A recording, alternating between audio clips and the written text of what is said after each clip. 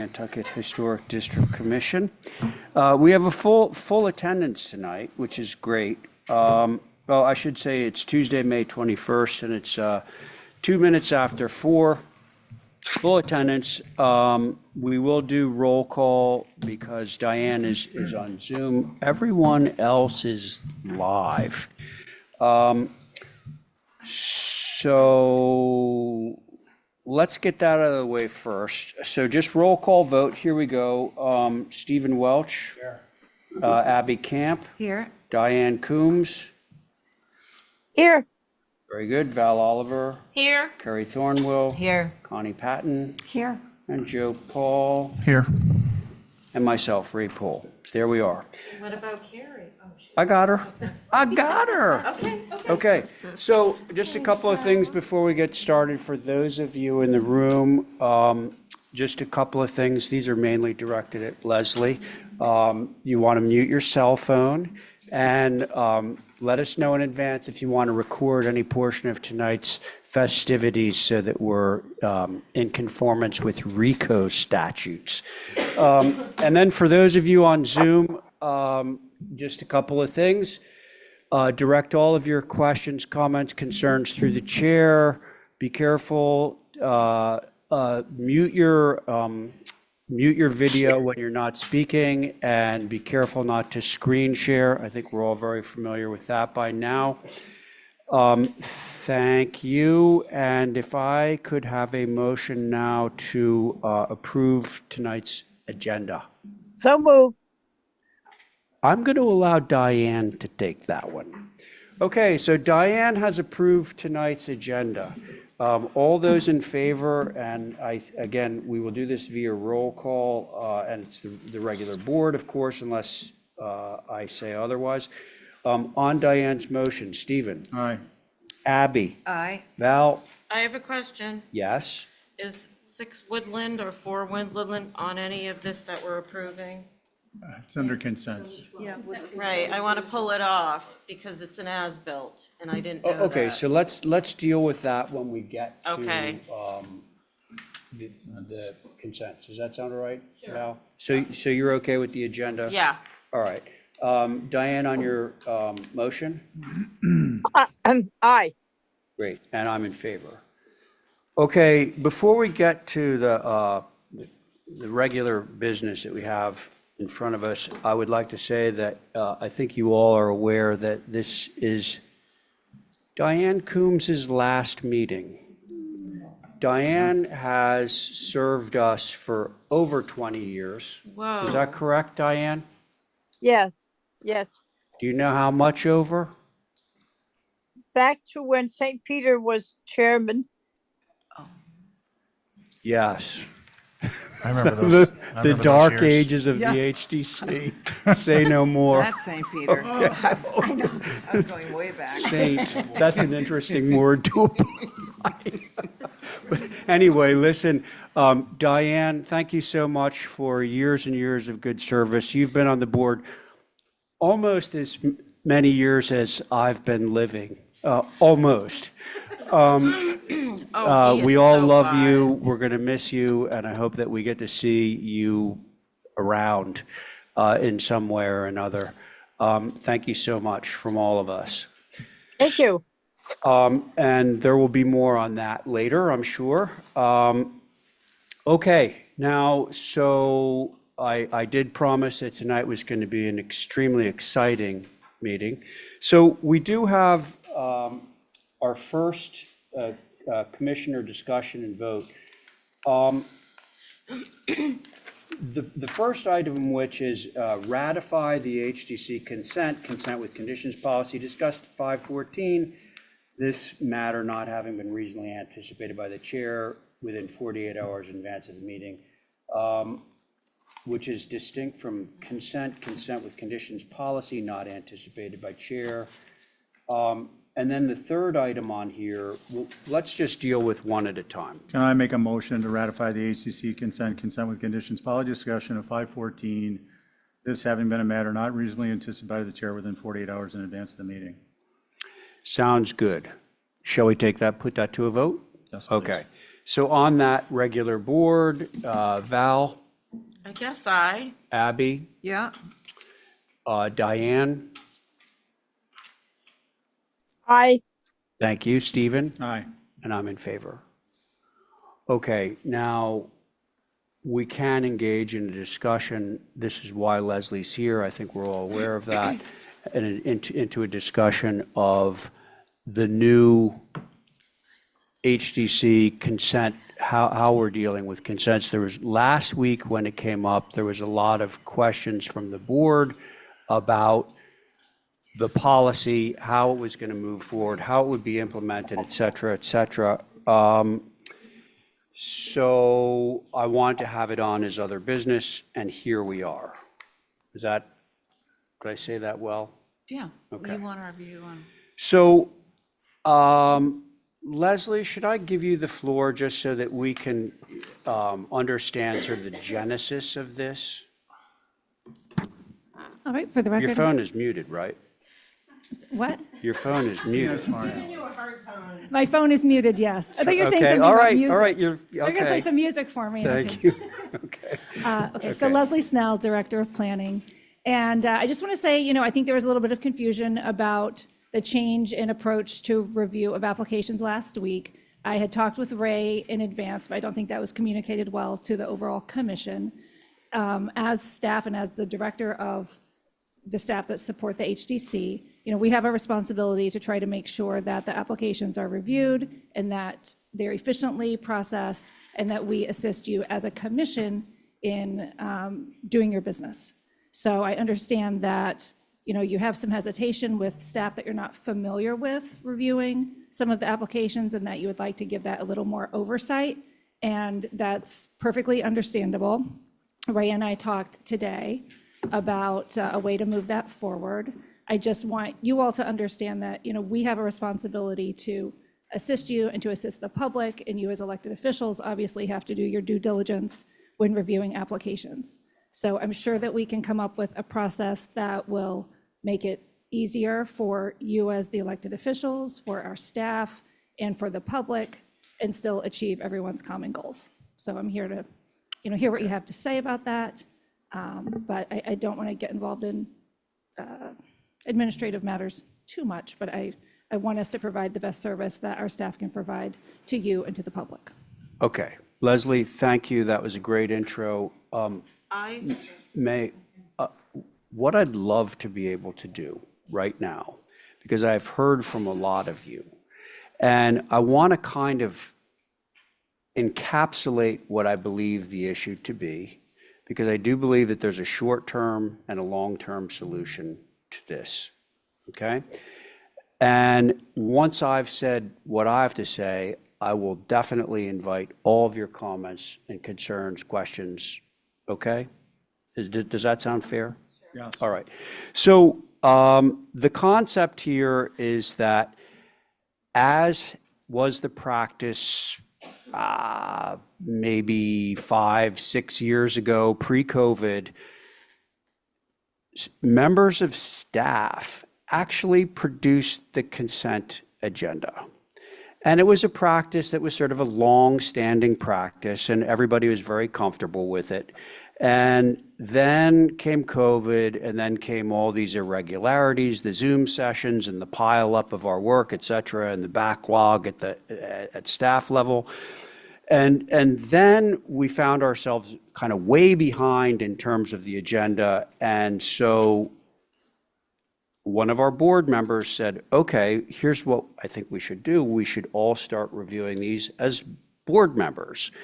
And then we can append our initials to them and say that Ray Pohl thinks that this is consentable, and you're all free to review to make sure that Ray's doing his job properly or whatever. So that has been sort of the stopgap measure that's been in place for, Stephen reminds me, maybe 2 years now? Almost 2 years now. Yeah, almost 2 years now. So we're trying to move forward from that and take the onus of the review of consents away from the board and bring it back to staff. The concern that immediately came to me preceding last Tuesday's meeting, and certainly following last Tuesday's meeting, is our board needs to develop a level of trust with whomever it is at the staff level that's doing this. And my own view of this is that for the short term, we kind of do both. We have staff reviewing, but we also have board members reviewing in much the same way that they've been reviewing for the last 2 years.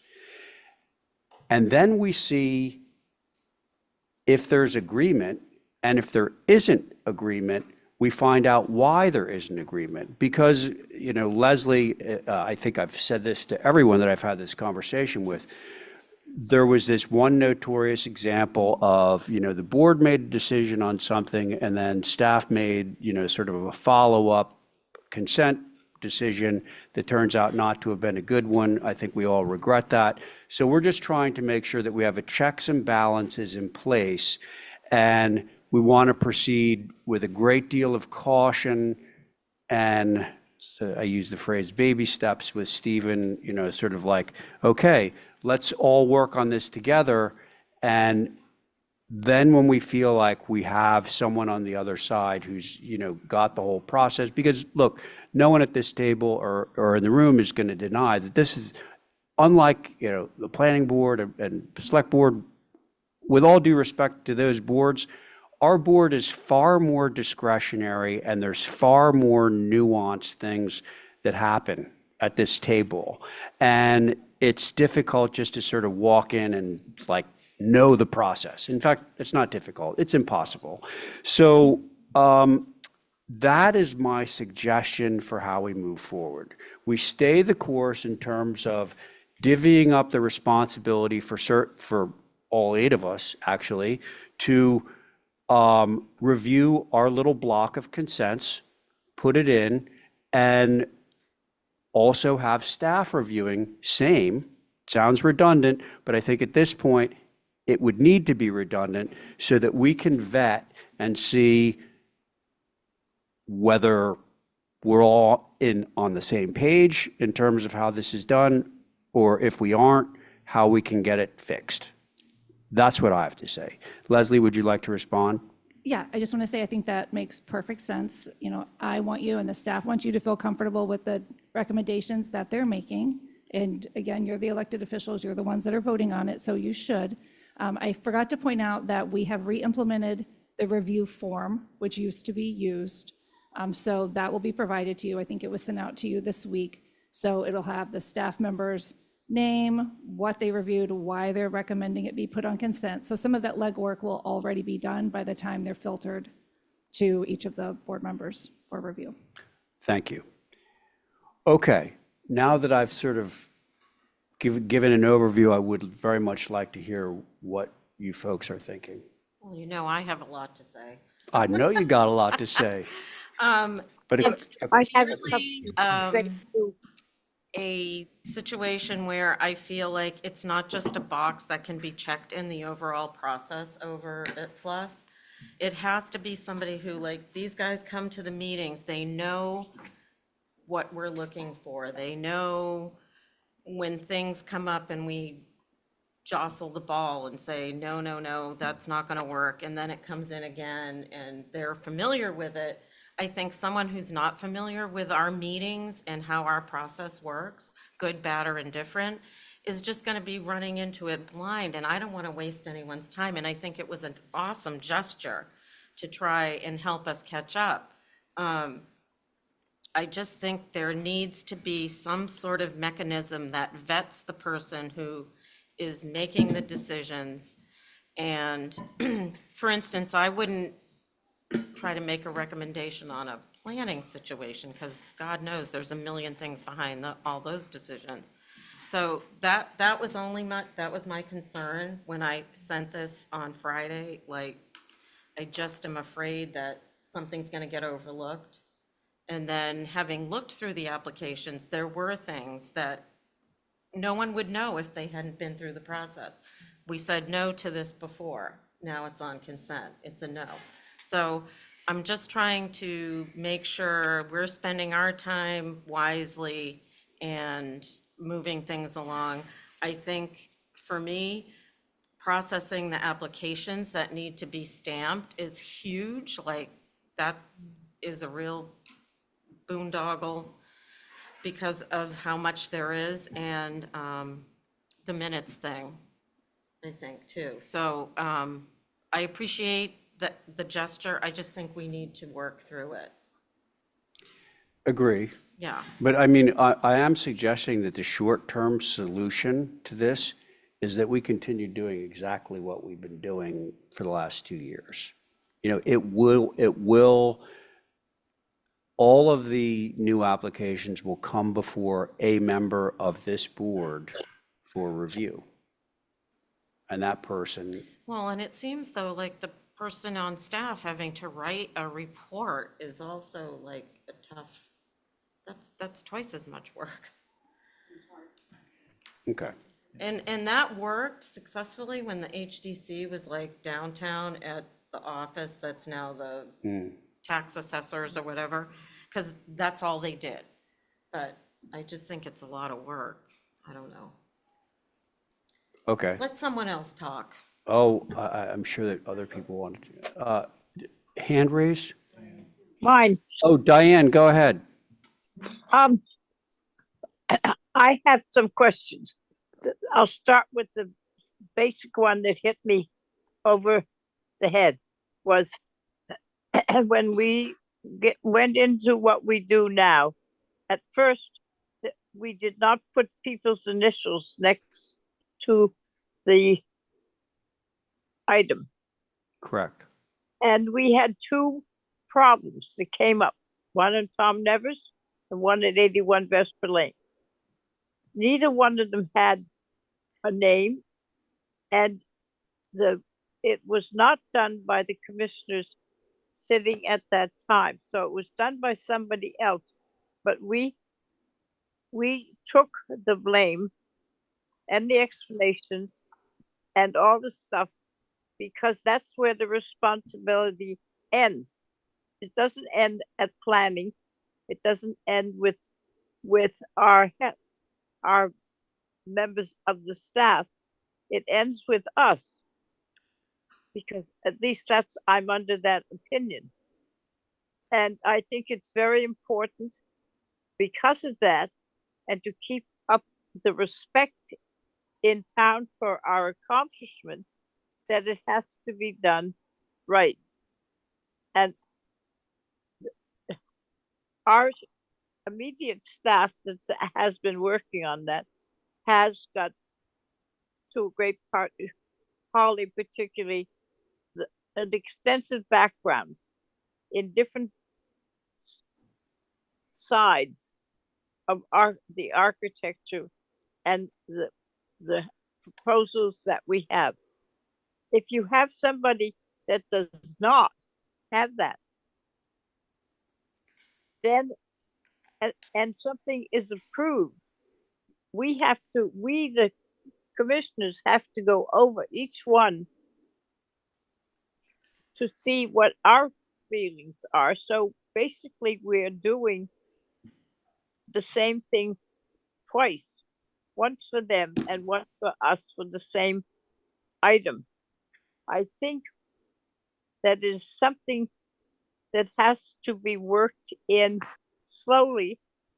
And I think it is still a responsibility of the commissioners to give a final approval because that's what we're supposed to do. So on the last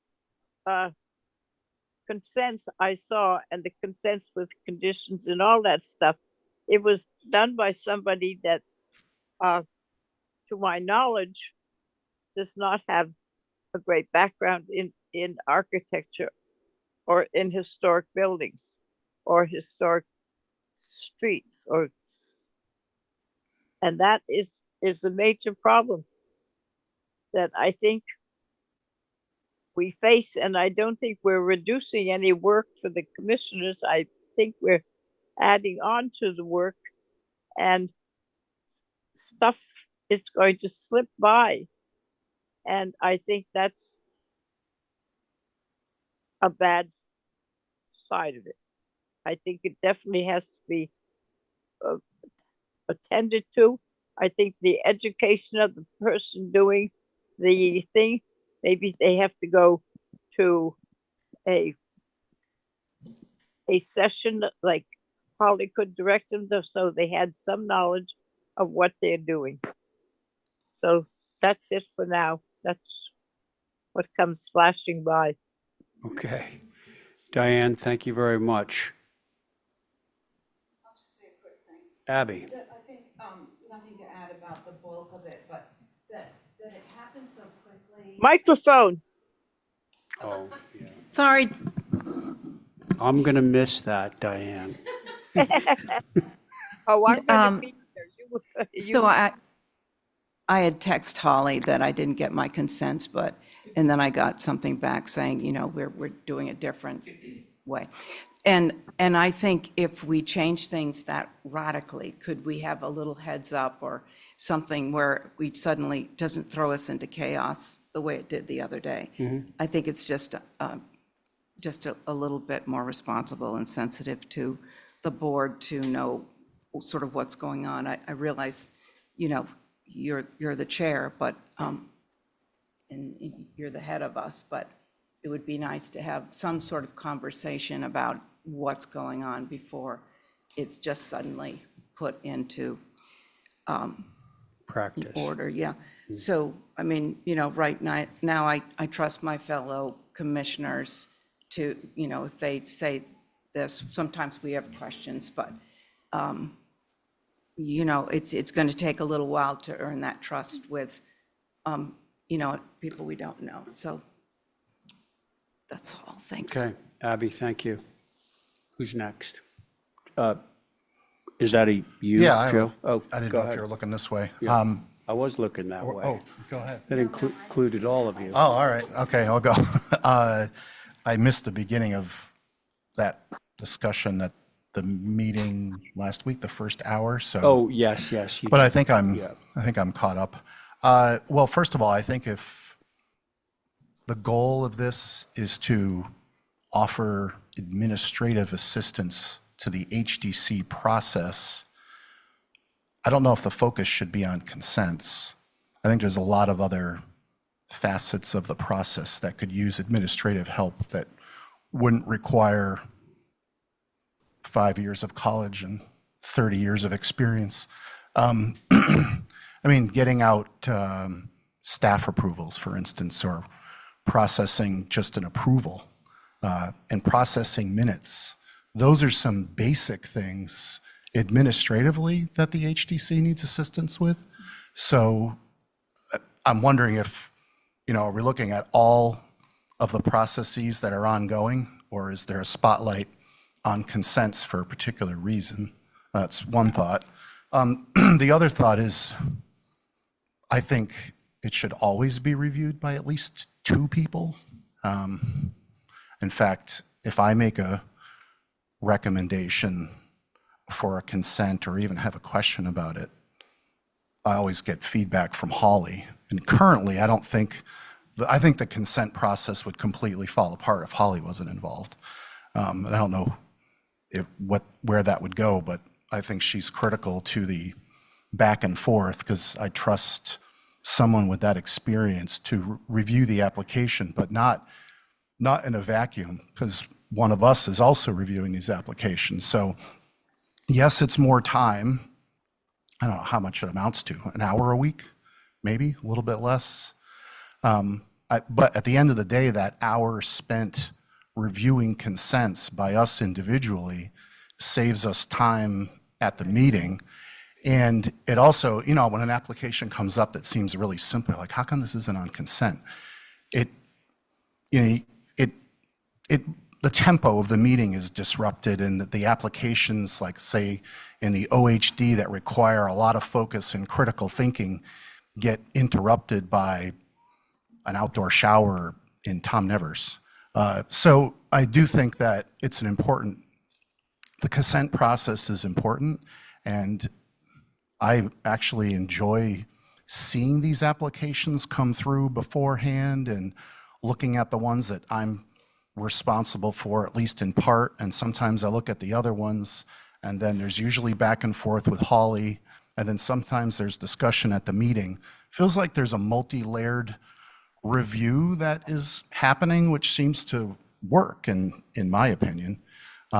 Yeah, to the degree that somebody else could help support that, I think that person would need to be professionally trained in that, not in a class, not in a couple meetings, but I think it would need to be a full-time paid position that supports the HDC in that capacity, like Pat Butler used to, or James Greeter, and I might be missing some old. Yeah, oh, thank you, Bob Rivers, yeah. That goes way back, but that, I think that's the type of individual that needs to support that process from the consent perspective. But I think there's a lot of areas where there could be help administratively that would help all the applicants. Those are my thoughts. And to Thank you, that Joe. end, Joe, that's all they did was HDC. They didn't do anything else. Right. I would like to Joe, reiterate, thank you. I would like to Carrie. reiterate what Joe said and Val said.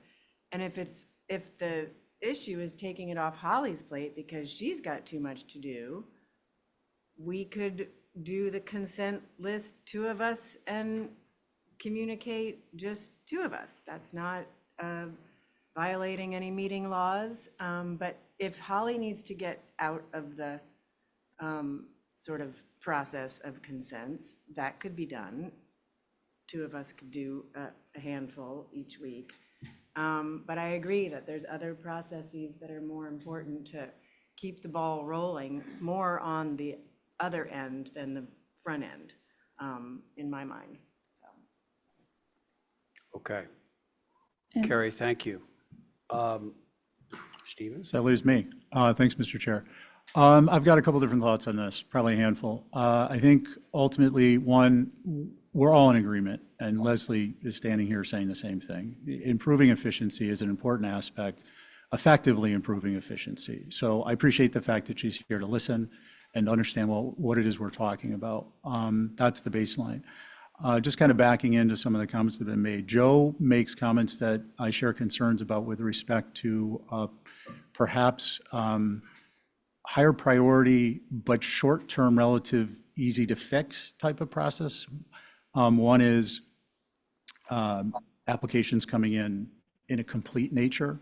So there's like some type of a triage system in place so that perhaps somebody who isn't a well-versed staff member can do the first level of triage, but somebody is in line who understands what is appropriately not included and what ultimately definitely has to be included.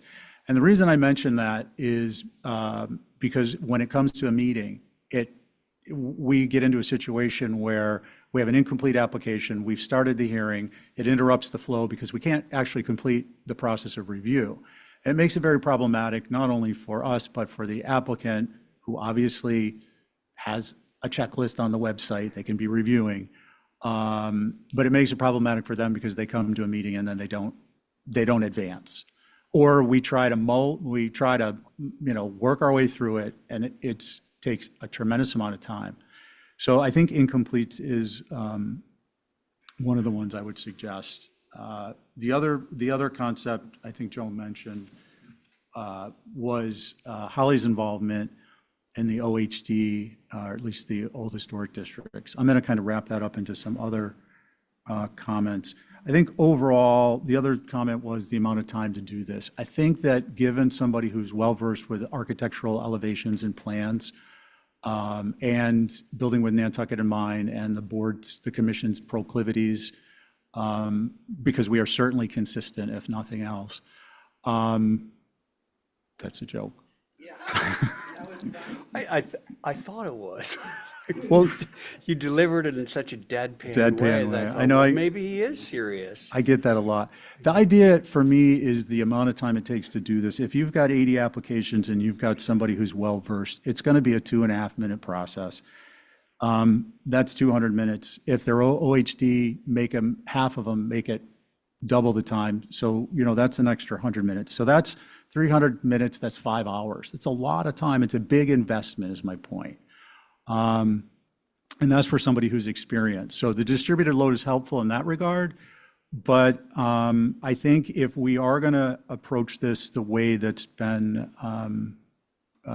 laid out by the chair and with Leslie, is that we would need to, in order to establish a fabric of trust, that fabric of trust is based upon a foundation of understanding. That understanding needs to be facilitated by dialogue with the membership. We can accelerate that, both of those, fabric of trust and fabric of understanding, by going back to the best practice that we voted in. And I know some of us don't want to do this, and frankly, I don't want to do it either, but I think it would benefit us, is that we continue with all they all get divvied up, all the applications get divvied up, they go out.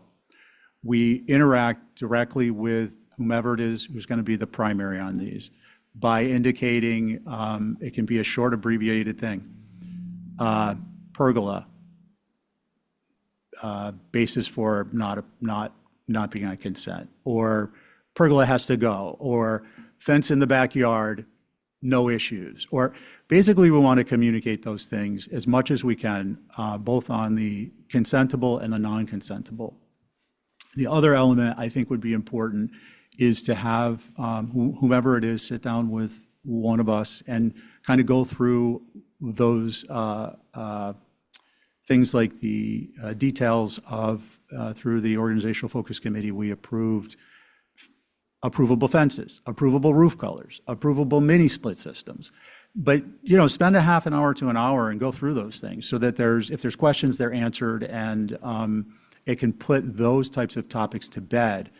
And then we'll be seeing, as a result of that, in the process where this person is putting things on consent, we're viewing whether they're consistent in that regard. And if they're not, we're giving them feedback. So we're developing a feedback model, and by that person providing a list of applications they feel are consentable, we're getting feedback from them, and we can help them plug holes. Plugging holes is not just due to a lack of understanding of the guidelines or any other aspect. It's also consistency and understanding the application's history. So I won't name names, but there's at least one on consent today that's going to get pulled because there's a historical aspect to the application where it appears as though the requirements for an approval weren't met, but it was put on consent as a matter of it was resubmitted. The point being there is that some things get missed, not because it's architecturally inappropriate necessarily, but because there was a discussion and the individual doesn't know that. So that's where it's beneficial if it were somebody who were here. I think that comes to more of a focal point with the old historic district. So I think it would be beneficial to have Holly involved there. On Holly's side, Joe mentioned staff approvals and not really Holly's side, but on the office side, staff approvals and Exhibit A approvals. Those to me are a higher priority. Incompletes and processing applications. And for me, getting those kind of squared away and then moving on to consent, I think is a really, I think that we can't function as a commission if we don't make a change in how consents are reviewed and provided to us. And what I mean by that specifically is I agree the model needs to change so that staff are doing that. Obviously, we're talking about fabric of trust and fabric of experience. But I think the long-term goal, even the short-term, midterm goal is that outcome. But I think the incompletes, staff approval, Exhibit As are a huge priority. And what else? Ultimately, this is a team effort. The HCC makes its decision on how it gets the information it needs to be gotten. The chair is the one who signs off on the agenda. It's up to him and or her, if as it may be. I think that's. Just one other thing. So I did a quick look through my emails. I searched on consent. 2020 and 2021, we had a prior. Just to give this an order of magnitude, we had the prior HCC compliance. What's the title? Compliance It's land use specialist, but everybody calls it the wrong thing. What was Esme's title? Land use specialist. Is it? Oh, I thought she was the HCC compliance coordinator. That, the individuals in that position have used that just to indicate that they I gotcha. review Okay. HDC, but their title's land use specialist. So, thank you. My understanding of who was, the person who used that title in the past, Flinney, I checked my emails, and I got about average of 680 emails in a year about questions on consent. Now, broken down by month, that's not a lot, but it's it's not insignificant. And my point is that Flinney has been doing this for a number of years prior to taking the lead role, Kathy Flynn. Kathy. And I would even get some from John Haddon. So I guess I'm just trying to underscore that there's a lot involved, and I think if we can come up with a plan to address the concerns on building the fabric of trust and the fabric of experience, then we can overcome this pretty easily. And I appreciate the fact that you made changes, and obviously this is a learning process, but yeah, I think we've got some room to work, and I think we just need to hammer out, maybe you, Ray, with Leslie, how that looks in the end. Okay. If I could just address a few comments that were made. We have been looking internally at a lot of the processes that are related to HDC intake, meeting preparation, processing after the meeting. Just in recent months, I'm really examining how that's done because we've had quite a bit of changeover in the past year and a half. And I think some things sort of fell by the wayside, and processes changed that really weren't on my radar because they didn't have a need to be until, something happened and caused them to be. So we've been looking across the board at ways that we can improve things, ways that we can move things along. And we've talked a lot about the processing of staff approvals. And I know staff is trying to move those out of the office and look at those a little more closely instead of just giving them all to Holly. Some of the things are really simple. And I want you all to remember, like, Holly's not necessarily your dedicated staff liaison. She's the historic preservation planner. She has a wide breadth of knowledge. She's very skilled, but we have other people in the office who also are paid to support the HDC. And those people have to learn by doing. They have to learn, with your support, like as you've said, maybe they'll put something on the consent that you don't agree with and you pull it off. I mean, it's just like with any board. Stephen knows at the planning board, sometimes staff makes a recommendation and the board disagrees, and that's fine, but at least it's had a first review, and then you, again, as the elected officials, are giving it the second review. So I think we can all work together to improve the process, from beginning to end, but that takes, some work on your half and some work on the half of staff as well. And I'm happy to talk with any of you anytime about ideas that you have. Okay. Leslie, thank you.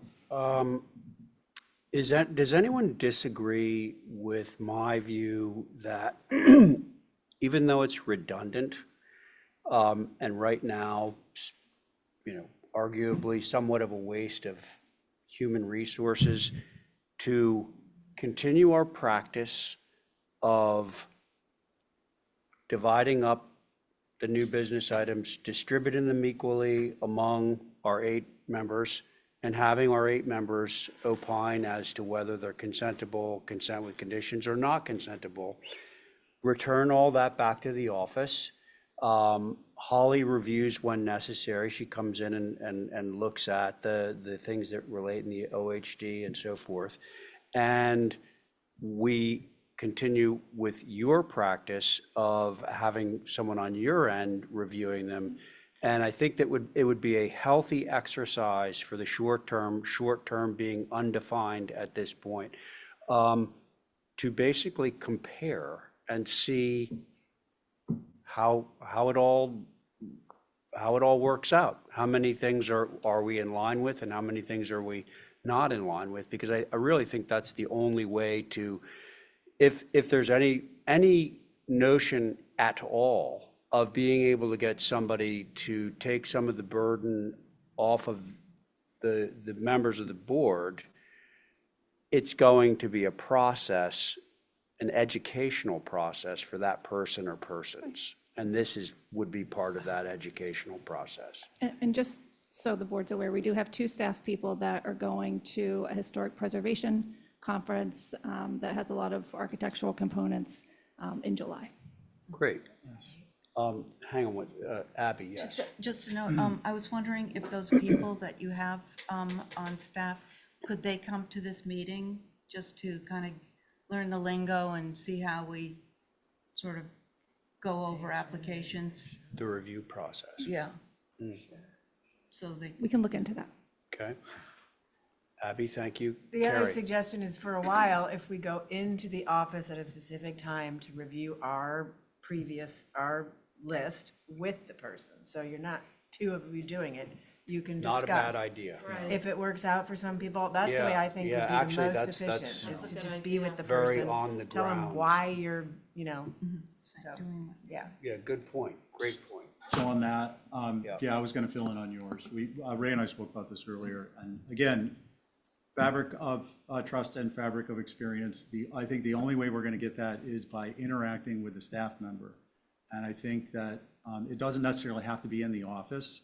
There is a lack of convenience in some regards for that. I think it's more beneficial to be in the office. What we had come up with as a best practice was to work in the office with the staff who are going to be processing consents.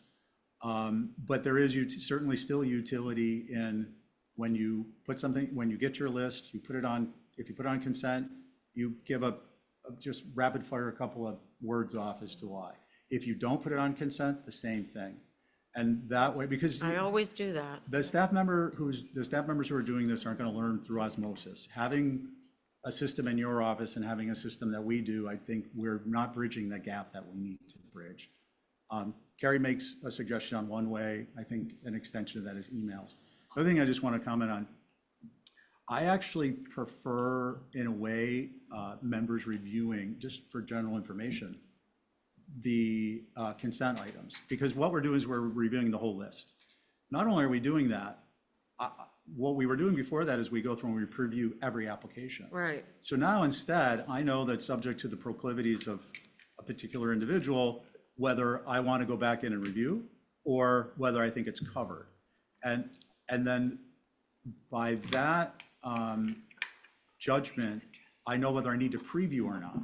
So it's actually saving members time in some way if you follow the same pattern, because you're not previewing all 80 applications, you're only previewing maybe 10. And the rest you hit the ground running on the floor. So I just want to put a word in there that I think it is beneficial that we are reviewing. I think it does take, for consent, I think it does take a load off of us. And I think Joe's comment about having somebody, maybe we rotate at some point when we do have we have 2 dedicated persons, everybody's totally comfortable, but as a belts and suspenders, stuff slips by, but once it's by, it's a nightmare. And no one's suggesting that we're gonna have that Tom Nevers issue on Main Street, but never say never. And if we've got somebody who's dedicated to looking at items at some point in the future versus the program we're talking about now, I just think that we should keep that in mind. So I support it. I think we need to be involved and at least give feedback online via email. And if not, it's definitely a good idea to be doing it in person. Okay, And I do think it's incumbent on us to look at applications, Yeah. all of them, if possible. well, it's kind of been in there Yeah. from the beginning, yes. I mean, we ask applicants to be prepared. We need to be prepared as well. Yeah. Thank you, Bill. Thank you, Leslie. Stephen. Thank you. Thank you. Thank you, everyone. I think this is a very, very healthy discussion for us all to have. I don't think that we need to take any action per se. I think we're going to sort of stay the course. Oh, I did want to add one thing. Holly, I'll get back to you in 1 sec. I'm Stephen, sorry. Go. This concept of interactivity, I think is like maybe a 2 or 3 month thing. I don't know that we need to be, once somebody is up and running, it will depend on the persons who are staff members who are providing recommended consent items. How long it lasts that we provide that interactivity, I think, is going to be dependent on the outcome of what they put forth for consent. But I just want to point out, I don't think Totally that that agree. needs to be in perpetuity. That's why I said short-term, undefined short-term. Yeah, agree. Also, hang on one sec. Holly, go. Thank you, Mr. Chair. I just wanted to mention that we did put on here for a vote, so I don't know if you wanted to do that or not, how you want to handle that. My question is, does a vote need to be taken to sort of stay where we are in terms of the board's process at the moment? I mean, we would be voting essentially to stay the course, really. I don't believe so. Okay, Because a vote is subject to a motion. The reason I add that to our agenda as vice chair is because if we do end up taking a vote and we don't have vote listed, then we can't. yeah, got it. So I don't think we're obligated to vote on that. Okay, I would certainly agree with that, Stephen. Okay, thank you all. Great discussion. Now, item number 3, bullet point number 3 is memorializing the commission's longstanding practices adopted by vote, policies, procedures, rules, and regulations. Stephen, I believe maybe that was you that placed that on Yeah, there? so the idea here, We're all set with Leslie. Leslie, thank you. yeah. Yep. I mean, it probably wouldn't hurt for whoever is doing consents to be aware of this, but What you're about to yeah. talk about? Okay. So memorializing longstanding practices. I just want to give you 2 examples. One is the fact that for, I don't know how long, forever and a day, split rail fences outside of the old historic districts do not require an application. Correct. So my suggestion is that the other one is that the chair approves de minimis. Oh, that's actually further down, but this is an example of it, which we can talk about in depth, but I just want to give it as an example now under longstanding practices. If an application has a minor modification, it is a longstanding practice, having talked to various chairs, that upon inspection, if it's something that would be consentable or approvable, that it can be modified as such without having to gum up, having someone come in. We're not talking about building a garage in front of a house here where there wasn't one on the application. We're not talking about a garage that's a foot taller than it's supposed to be. We're talking about the door color is different, or there's a pent roof versus a gable roof on a small section of a building, like as a rain cover to a doorway, things along those lines. What I'm suggesting under this topic is that we come up with an addendum, and it's a living document, and we document what these are, and it gets put on our website. It's not like we're reprinting Building with Nantucket in Mind, but it would be a formal addendum to Building with Nantucket in Mind, and it would include these types of things, these types of approaches. It would, I think, behoove us to include that we adopted approvable fences, we adopted approvable roof colors, we adopted approvable mini-split installations. The idea being that someone could pick up this virtual version of Building with Nantucket in Mind, go through the document, and have an understanding if there's subsidiary documentation. Not unlike the sustainable, Holly, forgive me, what? Sustainable preservation. Yeah, guidelines. Yes. So that is an addendum. So we would include that in the list of longstanding practices or rules, guidelines, other such adoptions by the HDC. That encompasses actually number 1 and number 2 as examples, not ad infinitum, but just some. Mr. Chair, Holly. thank you. On what Stephen just brought up about this best management practices. There you go. And these type of things, I did want to let the board know that another land use specialist that's been basically involved with HDC doing your inspections Nikki, who's actually going to be going to this preservation conference with me. We both got accepted to go to Florida. We're very excited about it because we're CLG.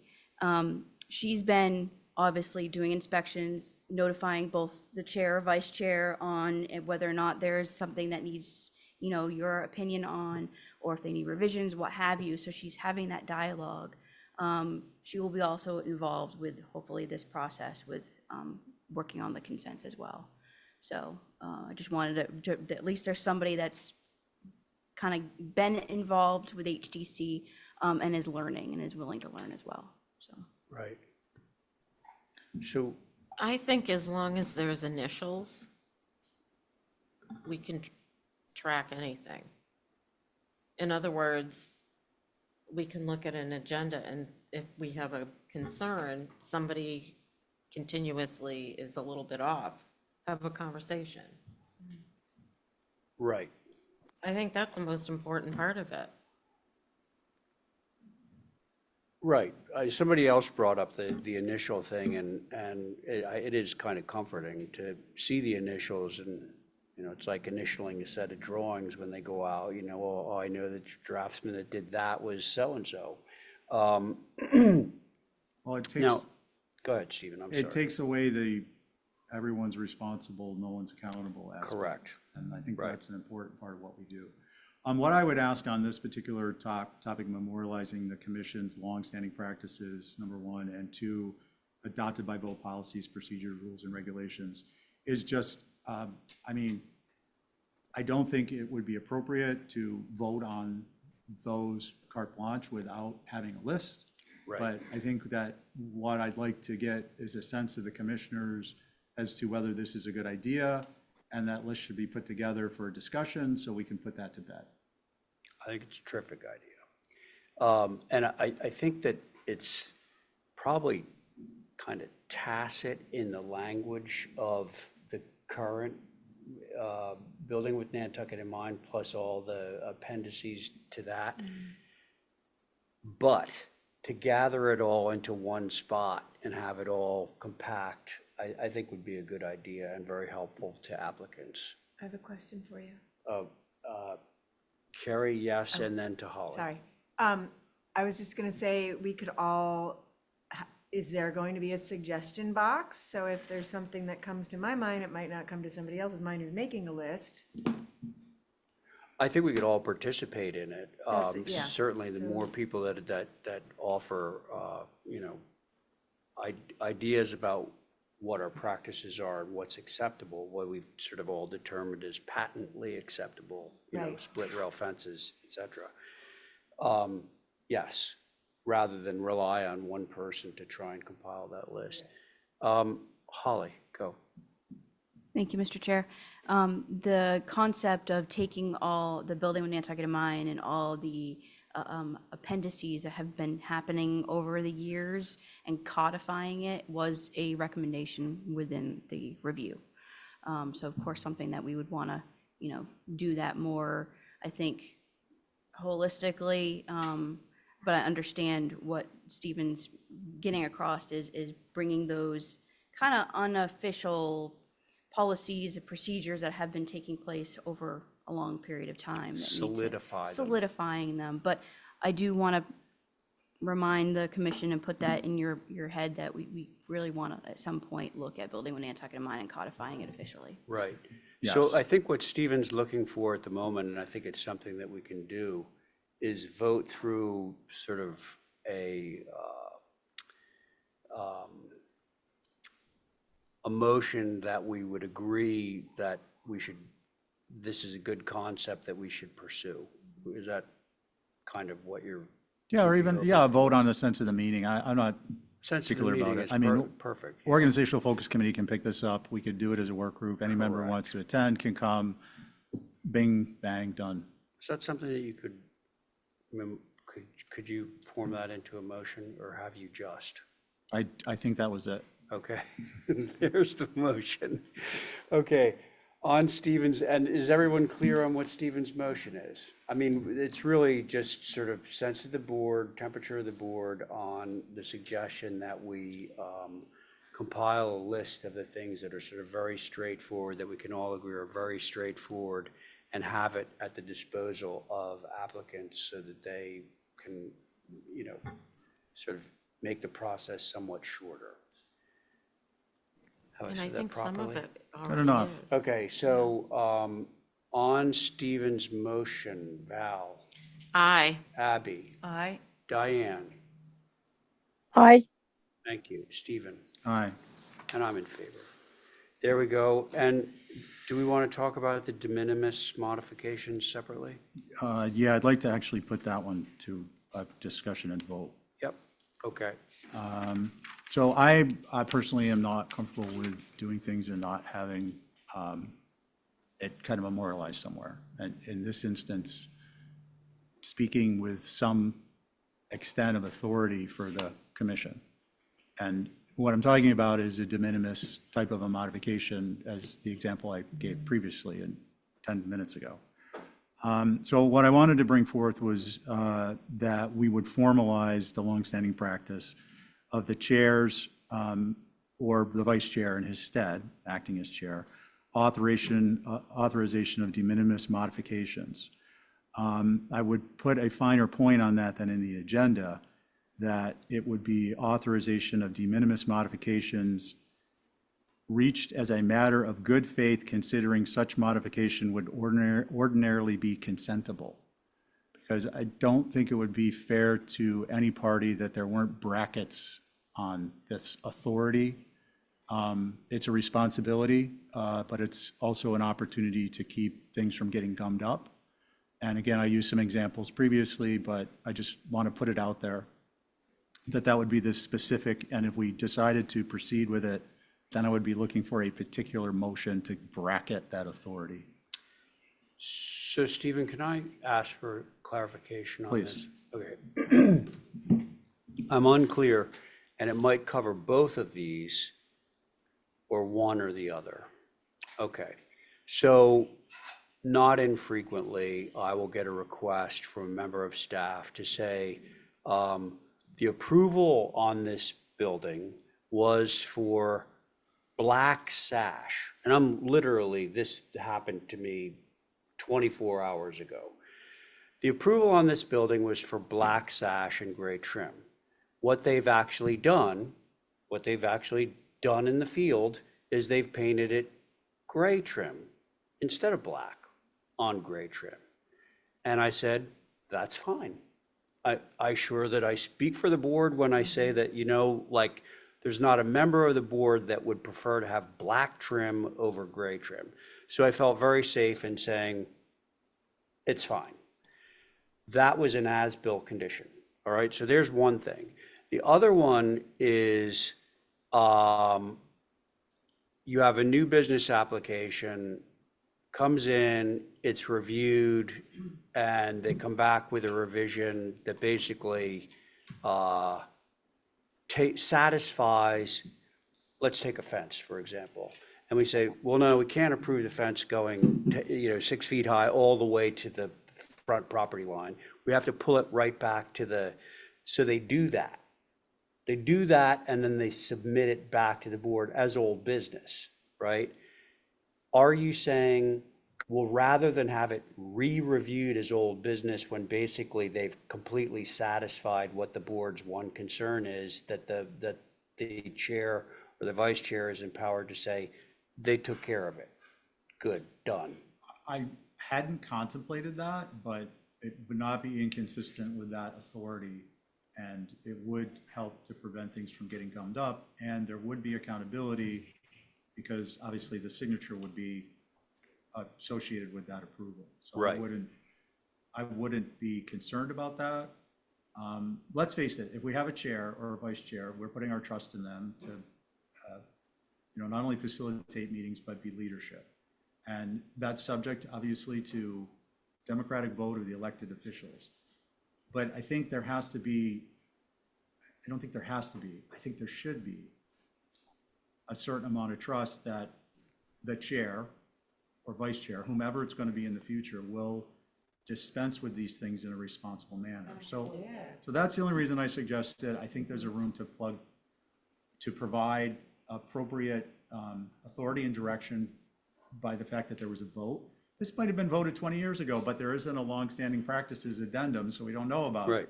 Right. And then if there is something that comes up minor in the application process, I think that could be extended to the chair being able to sign off on it. Okay. Discussion. I would just Abby. add one thing to that idea, that maybe the vice chair and the chair just share that. Look, we have an as-built that was supposed to be black sash, came in gray. You could just back and forth, just to back each other up. So that not one of you is left with the responsibility. Can I just, so my understanding is that if we were to actually formalize that, then there would be a work group that would be a work group of, and it would be an open meeting for us to discuss that. Two people based upon the fact that they're an established kind of a work group or a committee or a subcommittee. Yeah. Oh, interesting.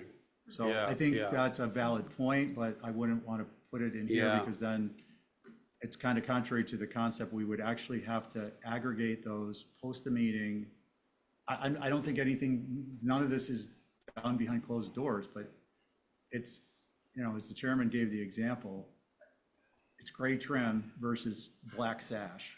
And for people at home in the audience, black sash is not considered to be a typical historical treatment in both the OHDs and outside the OHDs. So that's a slam dunk.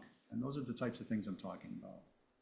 Yeah, the obvious. I don't think Abby's point isn't valid. I'm just trying to give that some context.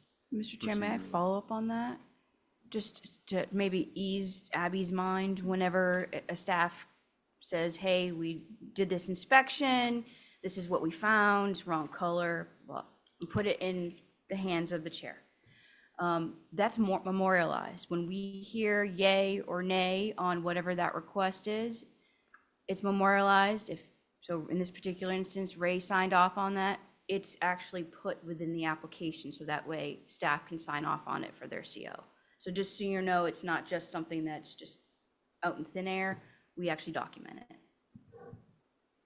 Does that Yeah, that's good. help?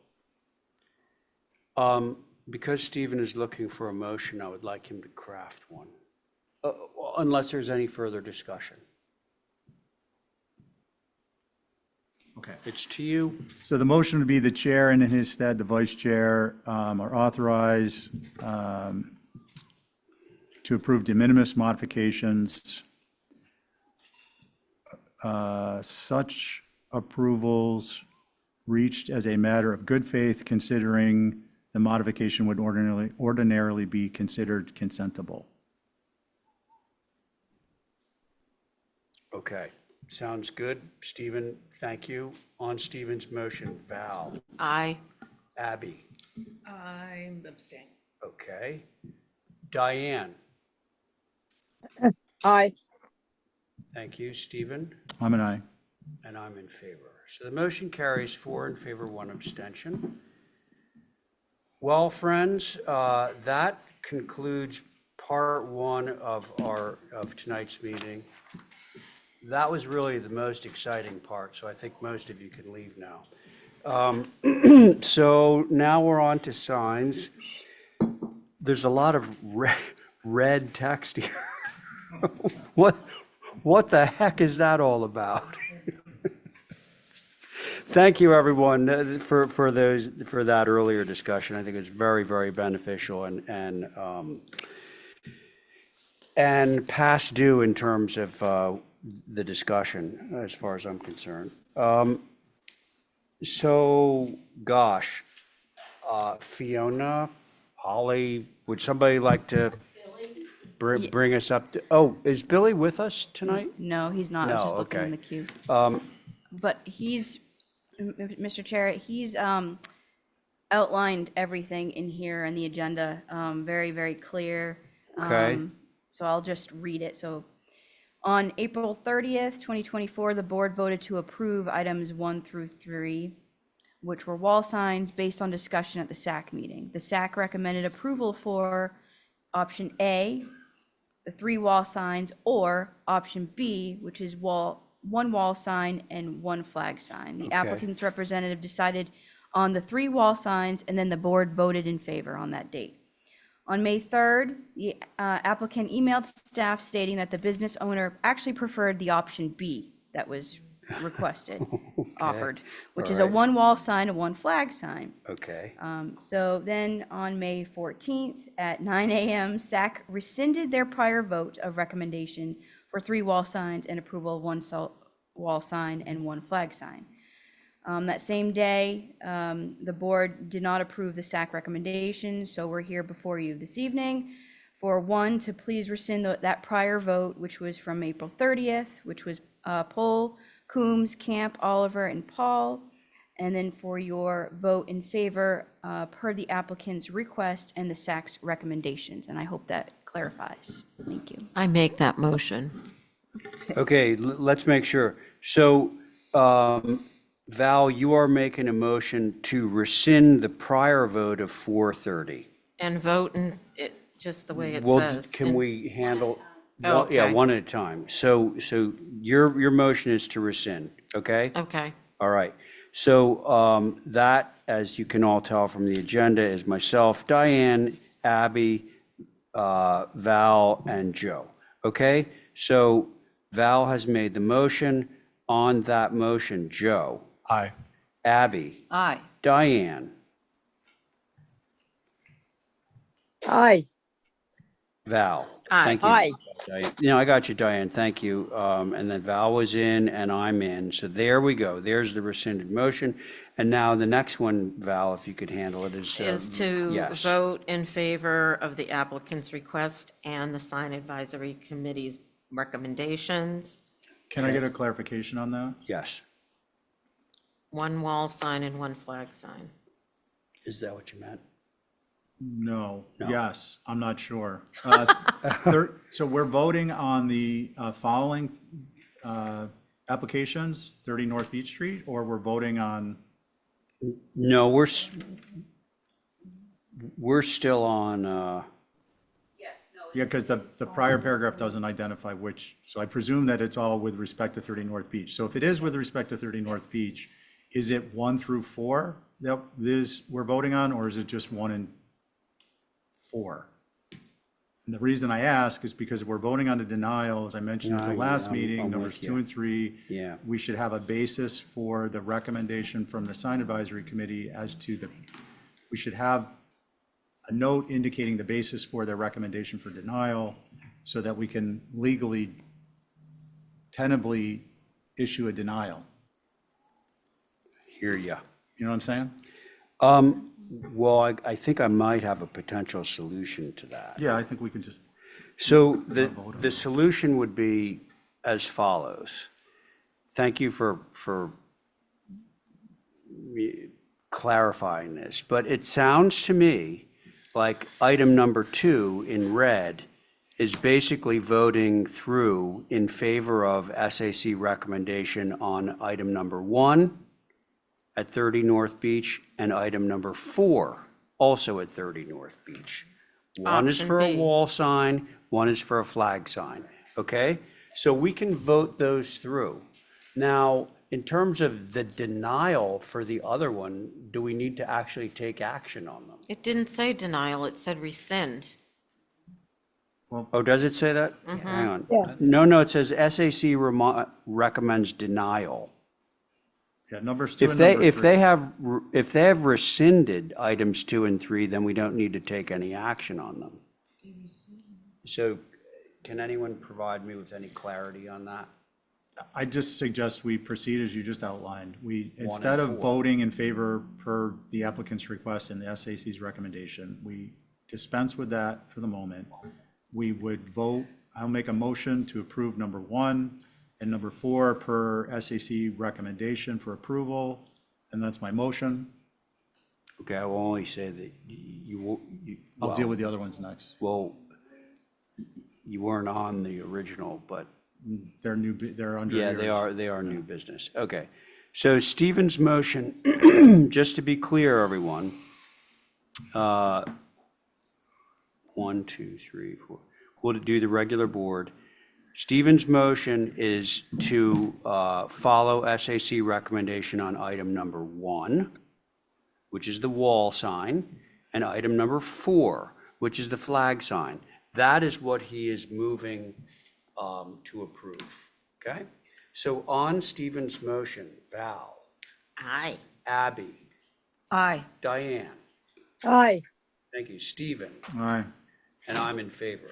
Okay, so that part's out of the way, and I believe. Can I make another motion? Oh, sure. I'd make a motion to have staff provide from sign advisory committee the basis for their denials of number 2 and number 3 for our next hearing. Sounds good. Okay, Stephen's motion on number 2 and 3. Everybody clear? On that motion, Val. Aye. Thank you, Abby. I'm an aye. Thanks, Diane. Aye. Stephen. Aye. And me too. Okay, that, I believe, finishes up the sign portion of our meeting. Now we're on to consent, okay? It's going to be a little on the complicated side because we have 55 consent items. I have to sit off. I'm sure that I have to sit off. Yes, I do. You can do these in blocks, right? Well, we might have to, Joe, that's where we're going. So, I need to sit off. Could- let me ask a basic question to begin with. Stephen, do you need to sit off on Yeah, I that? was just going to say, who doesn't need to recuse? Yeah, who does not need to recuse? I don't. Abby, Stephen, Diane, do you need to recuse on anything? Nope. Connie? Everyone else does, right? That's a 4-person board, so Stephen, I would like you to chair, and it's up to you to decide whether to do it in blocks or whether you go with a 4-person board and do it as one Gotcha. block. So would I like, please, well, first of all, any comments on number 3 consent? Number 3. Oh, Anyone who's not recused? Okay. I would like to pull 48 Hulbert Ave, subject to reaching out to, I think Mark Avery's representing that. he is. See if we can get a text to him so he's aware. Maybe you can come in tonight. The reason is something's missing from something, I'm not sure what. What number is it? Number 3, 48 Hulbert. Other than that, is there a motion to approve number 3 consents, numbers 1 through 55, accepting number 3, 48 Hulbert? So moved. Okay, so it's going to be Abby, Connie, Diane. Diane, and myself. Abby? I'm an aye. Connie? Aye. Diane? I guess it's an aye. Okay, Yes. thank you, Diane. Okay, we're going to move right on Very to enthusiastic eye. consent. Did you want It's to a ask lot the of person who put it on consent what the reason was, or Nope. we're not doing that? No, Okay. just because it Okay. wasn't consistent with our minutes, so I just asked to pull it. I would ordinarily, but we're so far behind, Dale. I'm just going to try and, I'm not spotlighting something you did or didn't do. Okay. Thank you, I appreciate your indulgence. Number 4, consent with conditions. I need to recuse, as does Val, and does anyone else? But I do want to pull something off. Okay, I was going to do the same board. Oh, yeah, if you want. I don't need I'm to, fine I don't with need to recuse. Joe, so we'll get Joe in on it. Am I allowed to do that? Yeah, if you want to pull something off, and then you want to pull something off the agenda, and then you'll recuse from the vote. Yes. Which number is it? It's number 12, Skyline Drive, 6 Woodland, Skyline Drive LLC, 6 Woodland Drive, Cabana, and I had put that on consent with conditions, but I didn't realize it was an as-built, so I think we need to discuss it. Okay, fair enough. So, and for the record, Carrie, Ray, Joe, and Val are recused on the vote. Do we have a motion to approve number 4, consent with conditions, except for number 12, 6 Woodland Drive? That's my motion. Okay, on your motion. I'm an aye. Diane?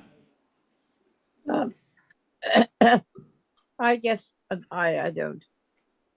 Okay, thank you, Diane. Connie? Aye. Joe, Aye. and I'm an aye. Okay, back to you, Mr. Yeah, back to you, because I think we got to review these next ones. Right, so although it does say consent, these aren't really consent anymore, right? I mean, these are really falling Correct. under our If you see, Mr. Chair, these were the same headings that you all had, well, that we had on there previously that were reviewed by staff. Out of all the ones that you all reviewed, these are the ones that were left over, that we did not want to continue on to consent or consent Got with it. conditions. But in effort to retain some sort of similarities within the agenda, that's why they're Yeah, indicated no, as such. I totally understand how we got to where we are. Can I ask a question through you? Stephen, go. Just for future reference, we're going to probably not do it that way in the future. It'll just go back into the queue. Okay, just want to make sure I understand, because that's what I would definitely suggest. Makes total sense. Do you want to, well, we're going to deal with these individually. Yeah, I think we're simply going to go down the list and review them as if they were regular Of applications. number 5? We are on 5, quote-unquote consent, although it's really not consent. Mr. Chair and Vice Chair, I have a question. Yes. If something gets pulled off, it doesn't get discussed now? Like Oh, the yeah, thing we I- should be going, well, I would say, Bill's talking about I know what 48 she's Halbert talking and about. Toast Island. I would suggest, or 6 Woodland, I would suggest we hold those until the applicant's agent is here, and then we'll put them in the line. Okay. But, That's only fair. I know there's people here to, are you guys 6 Woodland? Oh, Okay, so yeah, I'm just trying to put connections together, and I don't see Mark here He's not in the queue. or anyone from, and Holly, is it possible for you to reach out to them when we have a non-OHD to Mark? Yeah, I don't know how. I don't, the concept wasn't to waylay them. I need clarification. It's in the old historic district. Is it okay with you, Mr. Chair, if we hold on those? On 48 and deal with, 48 definitely, I Woodland don't now. think it would be fair to the applicant to proceed. But you folks are here for which one? Sorry. 6 Woodland. Okay. but are you the applicants? Okay. So does the applicant, do you mind if I just, because I did this one, I chaired it. Yeah. So we would hold that for representation because they're not aware to be here. Okay. Lembergs, you're not like speaking in favor of the application. You're not speaking in favor of the application, you're here as neighbors. Okay, no, I'm sorry, I misunderstood. Okay, so yes, Steve and I agree. Sorry. And maybe the last on this and move on is if, Holly, you might be able to reach out to them also. I don't know if they're local. If there's an email on the application, we could, I want to explain to Ed and Marie. Do you guys understand what's happening here? Okay, so it got pulled off of consent, this application that you're interested in the review of, but we don't like to proceed with a hearing on something that we pulled off of consent without the applicant being there. We just don't feel like it's good due process. So we're going to wait to have the applicant present because they're home thinking that they're on consent and they're not. So that's where this is. So I'm sorry that you folks wasted your time. correct. No, I don't think so. In Yeah. fact, if you guys are here with concerns and you leave, we'll make sure that it's not heard. So Ed, did you have a question? It's not even going to be opened up. It's not fair to the applicant. Okay? Mr. Chair, if I may, through you to the Lembergs, Yeah. if you could email me with your concerns, I can at least have that available to the commission, if that's acceptable. Great idea. Forward along. Okay? Sorry, but hey, wasn't the first part of the meeting pretty thrilling? I mean, you got to say, it's better than TV. Okay, Thanks. Nice seeing you guys. So let's see. Now, okay, we're going to review our consent in quotes agenda. First item of which is, okay.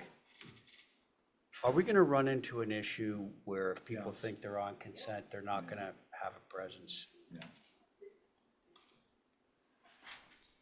Yeah.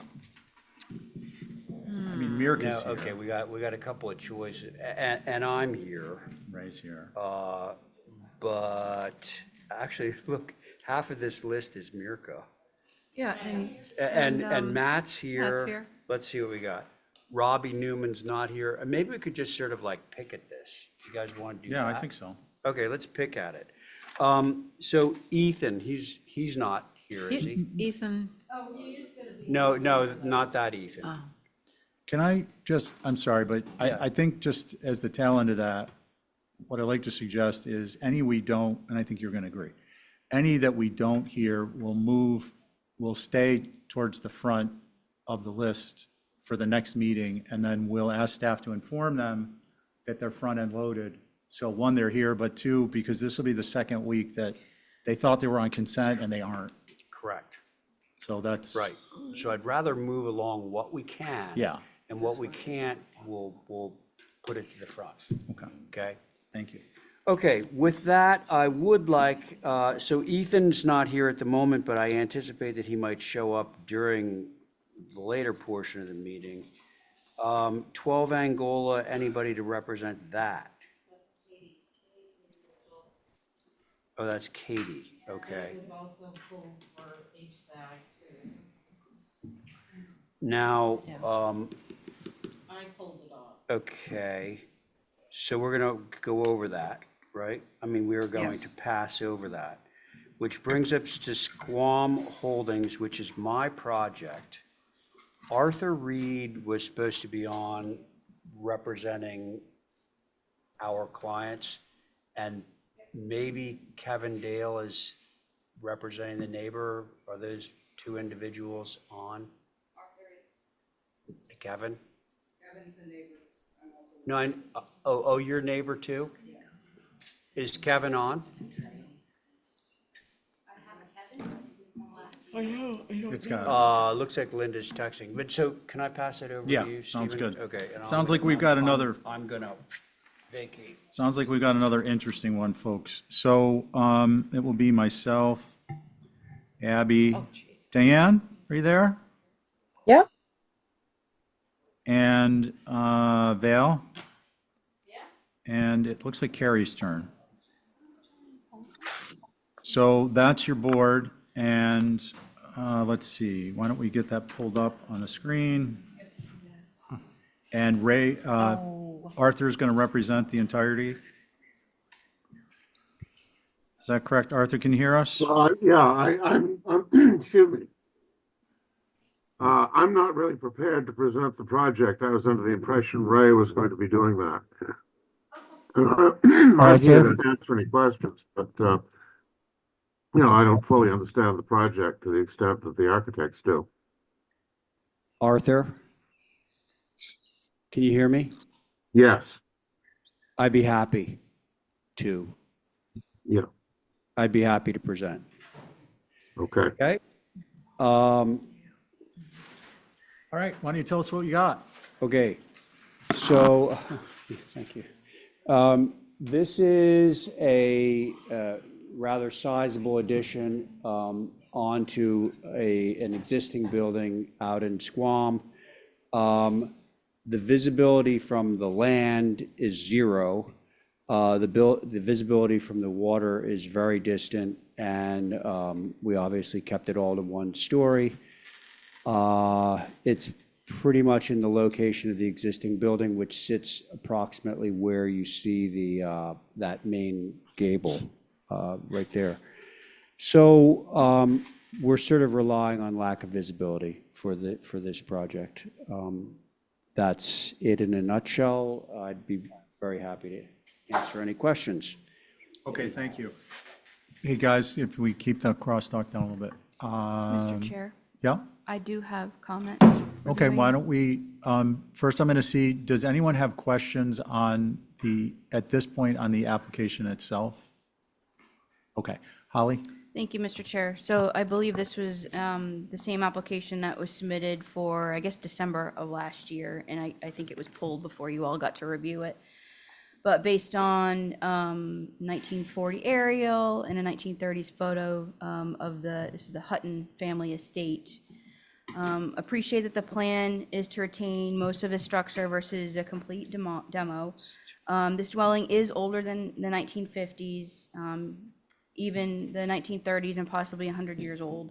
That said, careful consideration towards retaining historic or character-defining features such as the chimney as seen in the attached 1930s aerial photo, which I've got here, I can pass along, sorry. It's been a while since I looked at this. The simple forms of the structure should be retained.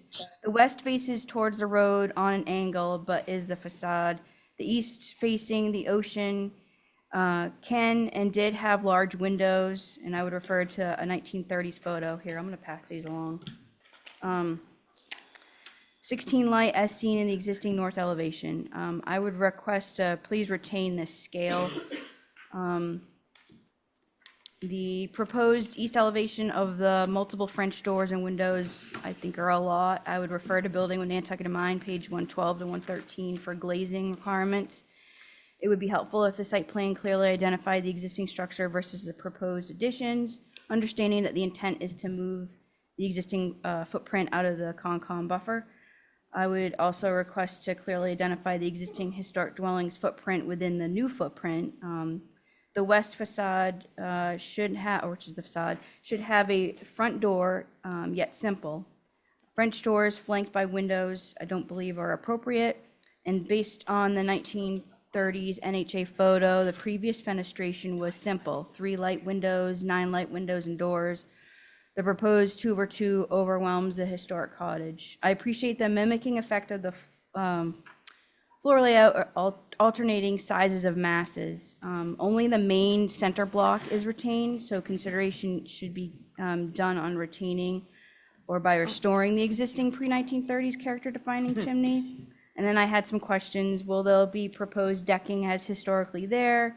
It wasn't clear in the plans. And then that a demo plan with elevations and color it with red, I think would be very helpful. So sorry for that long-winded review, but those are my comments. Thank you. No, appreciate it, Holly. Thank you so much. Let's see, Arthur, did you, as a representative, did you have anything to add, or you want to wait? I'll wait. I would respond basically to any questions that may be raised. Okay. And Linda? would you like to speak, please? Representing the abutter to the west, I believe. Identify yourself by name. Linda Williams representing the abutter to the west. Linda has the floor. I'm going to ask her not to speak when someone else has the floor. In fact, I'm going to say, you're out of order, and then we can move on. And when you hear you're out of order, it's like Simon says, zip it. All right. Not to be blunt, but to be direct.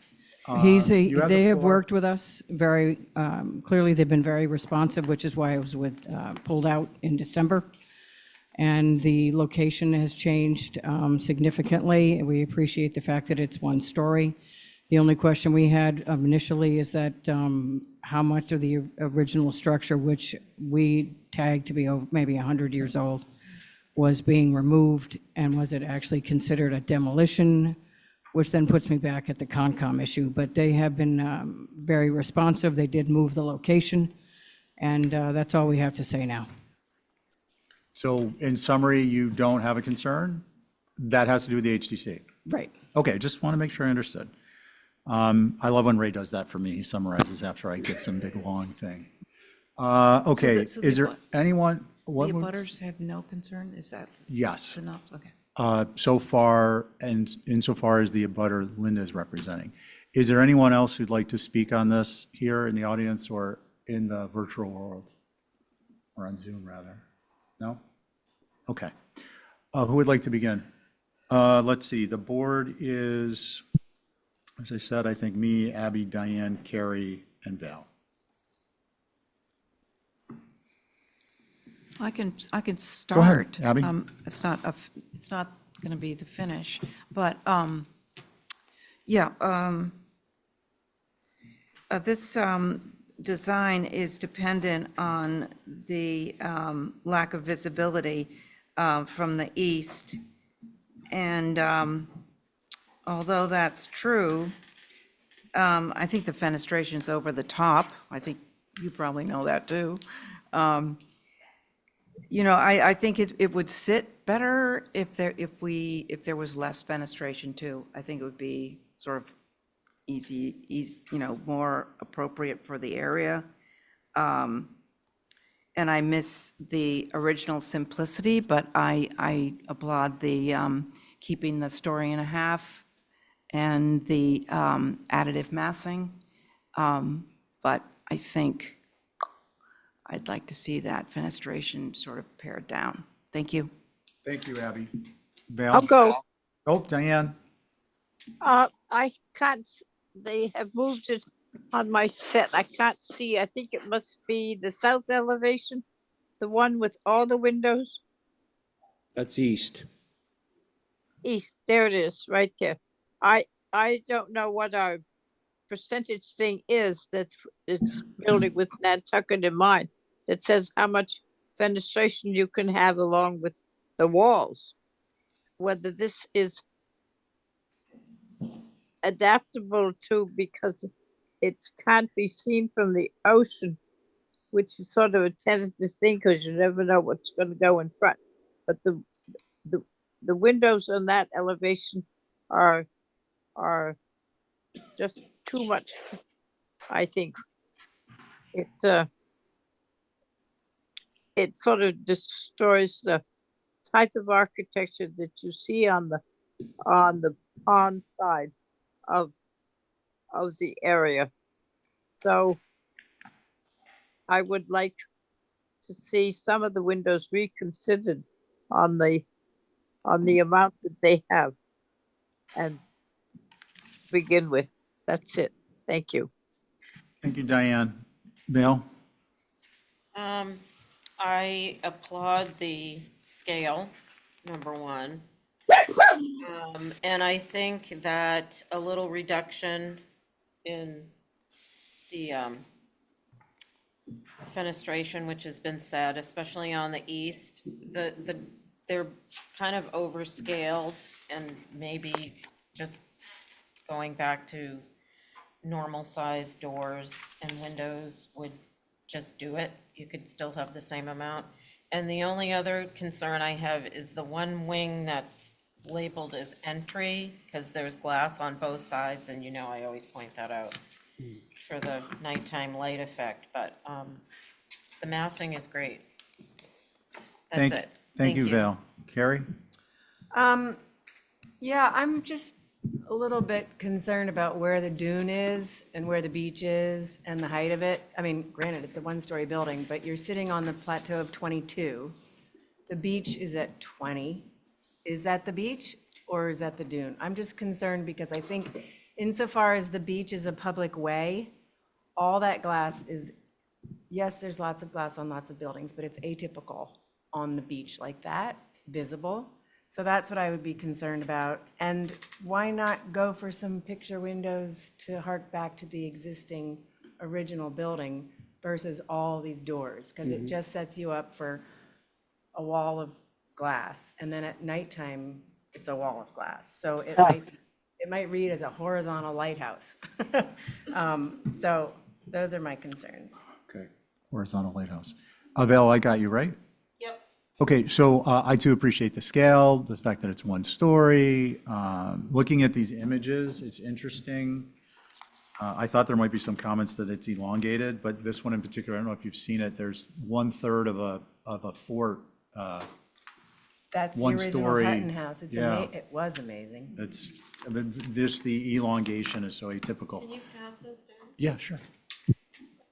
I think the die is cast on fenestration. And probably if you could get some vocabulary of the older picture windows in there, still be, quite attractive, but not the essential program you came in with. Anything you want to comment on? No, All right, how appreciate the about comments. a motion? Go Sorry, ahead. could I just ask for a delineation of where the dune is in relationship to the Yeah, I 20 was feet actually thinking that each? it might be good to do a section through the site showing all the way from the water line back up to where we are. Yeah, because the grade and the top of the dune plantings Right, could take care of the issue. I understood. just- So I think that might be helpful. Ray, is that house still there? The big house, the U house? No, Oh. that went to heaven back in the while early ago. 80s. We used to go and. So would there travel be around. any inclination for the applicant's agent to set up a picnic boat, and maybe we could view this from the water? And if not, I'll go with a motion to hold for revisions. Motion to hold for major, Fenestration. fenestration revisions. Yeah, fenestration. And And the section, please. Okay, thank you. On your motion, Abby. I'm an aye. Diane, Aye. Carrie, Aye. Bill, Aye. and I'm an aye. Thanks, everybody. Thank you. Back to Thank you, you. Mr. Chair.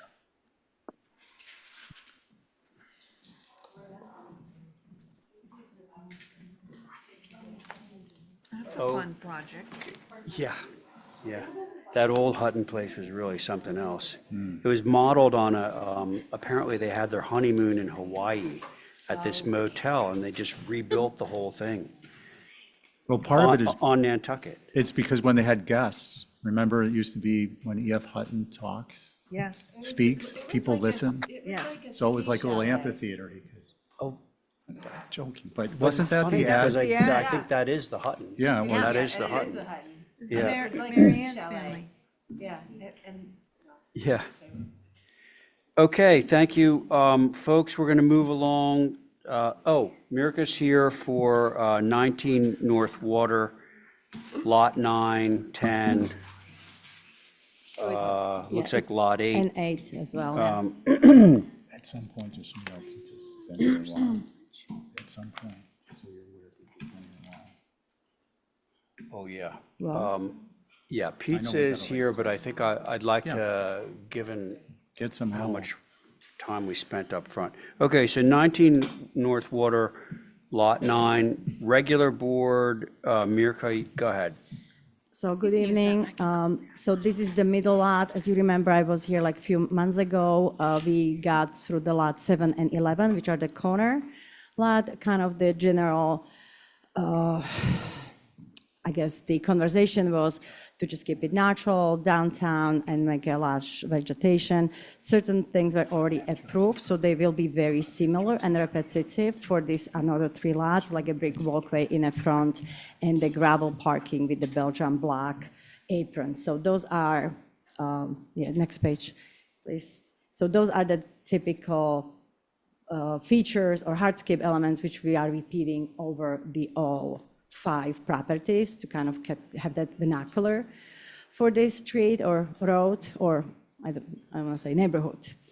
For this particular property, we are using the irregular Gaussian for the patio, and again, as I mentioned, the brick in the front, which was already carried through from original or initial approvals, the decking that's a part of the house, which was approved. So as you can see, there are irregular pavers coming from the White Elephant Way through the arbor to the mudroom door. So that would be on the White Elephant Way, and then on the rear end is the small Gaussian patio of the parking. Again, the same detail, Gaussian piston with the Belgian block apron. There was some conversation last time about the air conditioning units and the screening, so we are bringing the same 6 feet tall fence to screen it from the public view. I believe so there might be another page showing the elevation of it, possibly. Yeah, and this is showing you practically the streetscape for the entire street.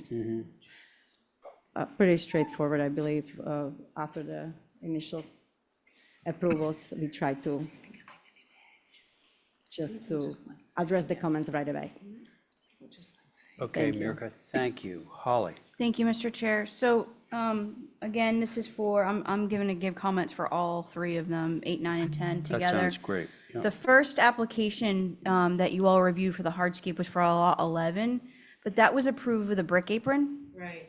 And no, it was actually specifically brick apron and then no entry post because it's that one that has the entry. but that was the brick apron, meaning the entry to that brick apron was, that conversation was happening because of the entryway, not the individual lots. Okay, from North Water From the Street. North Water Street. Yeah, so if you go to the first page where we have a subdivision plan, so that's that apron right at the entryway, that apron, like that's the brick apron. But then we had the little detail of the Belgian block aprons, which it's individual lots, which they've been part of each application as well. I thought we didn't approve that. Mr. Chair, just to finish on that, I was Yeah. under the impression that the brick was actually for all of it because of its location within the OHD. So I would just recommend of consistency, and I think that was why there was some reservations on this review originally, so. Okay. Thank you. All right, thank you for the clarification. Have you finished? Okay, Mickey? We'd had no concerns with all three of those applications, but I'm kind of curious about this discussion with the brick apron, so Okay. see how that goes. Well, it's coming right up, Mickey. Okay. Yeah, I just tried to pull the original the ones which were approved. I do believe I was illustrating the little cobblestone apron.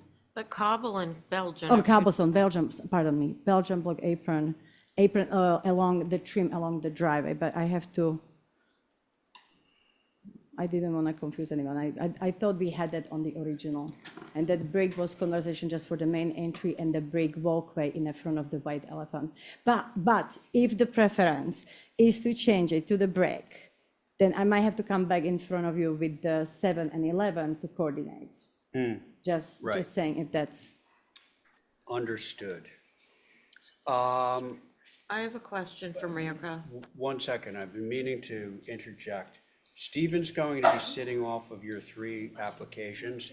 So Joe, could you sit in on these? Sure, yes. Great, thank you. Okay, Val, question. What is the material of the overall way? Yeah. Stone, Pea-stone? yes. Okay, and for some reason, I do recall there was a discussion about Belgian block being used in the OHD for one of these or a few of these, so I don't recall what the resolution was of that, but, And I just want to clarify, the Belgian block aprons is just those little tiny delineation at each parking lot. That's like a 2 feet strip right there. Exactly, thank you for pointing out. So each entry of the parking has that little delineation between the access road and the parking. So even if you go to the next page, yeah, you can see it. So that's those little detail. So maybe this picture is misleading, but it's really just, yes, exactly, the 2 feet right there. even just being 2 feet of it is an anomaly. Okay, Well, it was the more whole like of just North delineation. Water Street is Belgian block. Saying.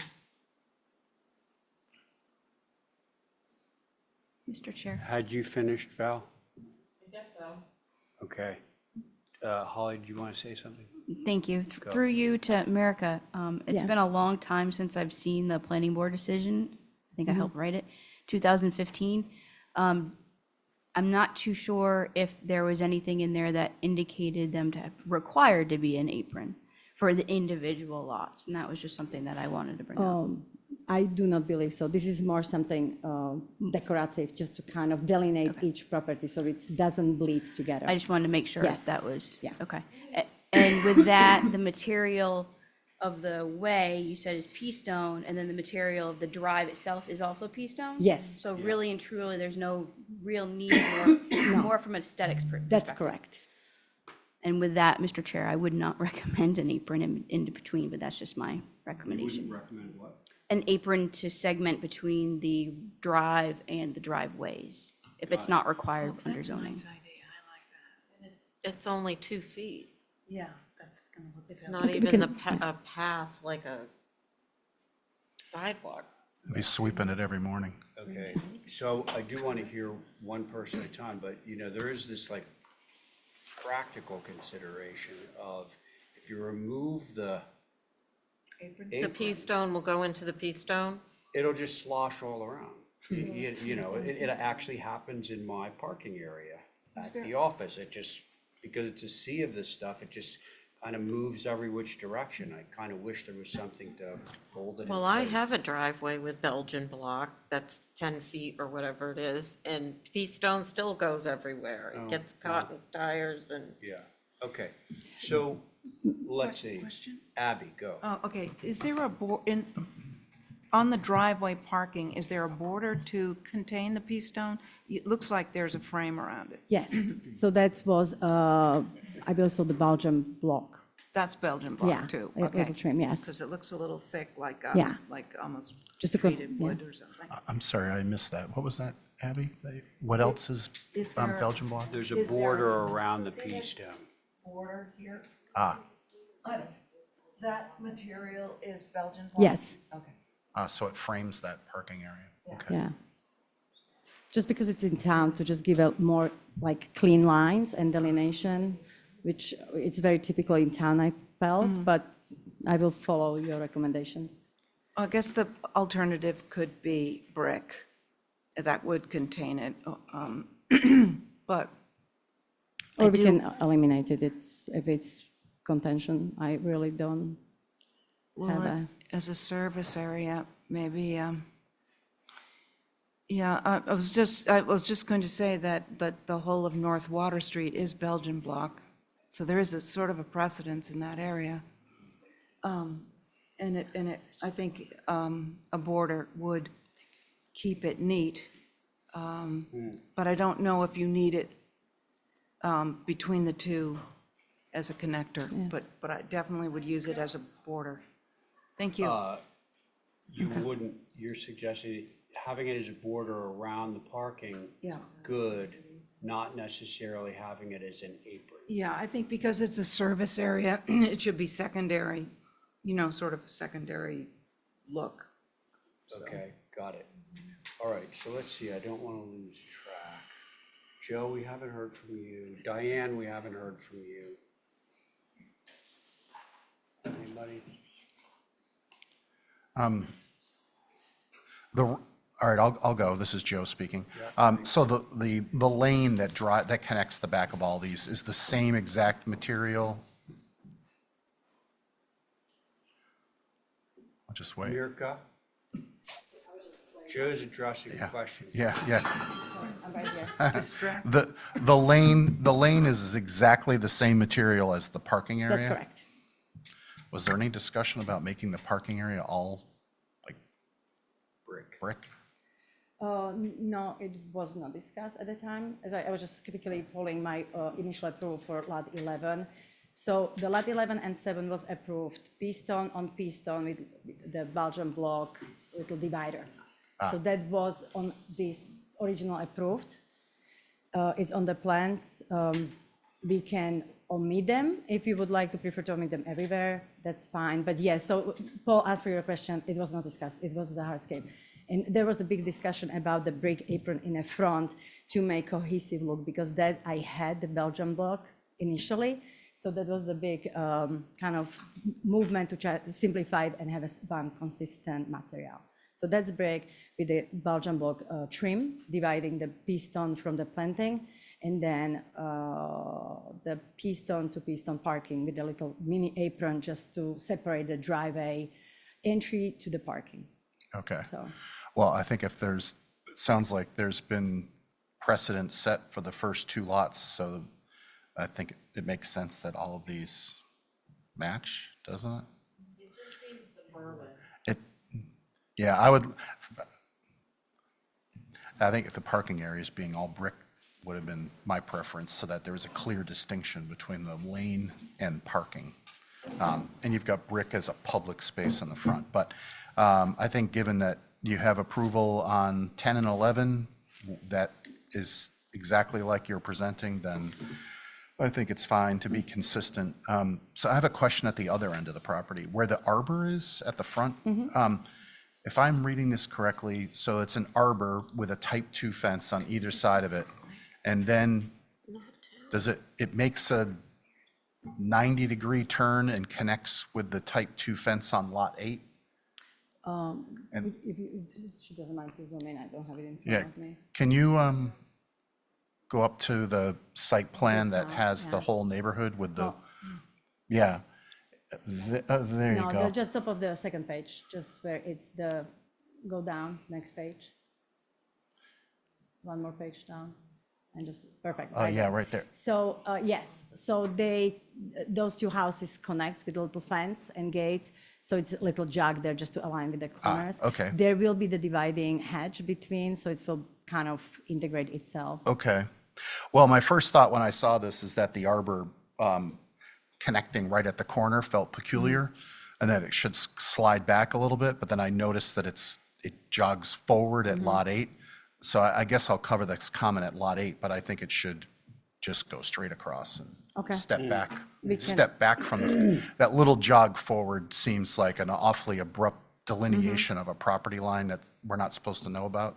Should just feel like a common Part of space it, yeah. between the two properties, sort of. So I can adjust that. so on Lot 9, fine, but on Lot 8, I think we make that adjustment so it runs across. Sounds good. And by the way, I think the other lot that you have up shows the arbor towards the back on Lot 10, which I think is good. It's not a row of arbors. So I have no concerns with Lot 9, I guess. It's the long way to say all that. Those are my Okay. comments. Joe, thank you. Diane, your turn.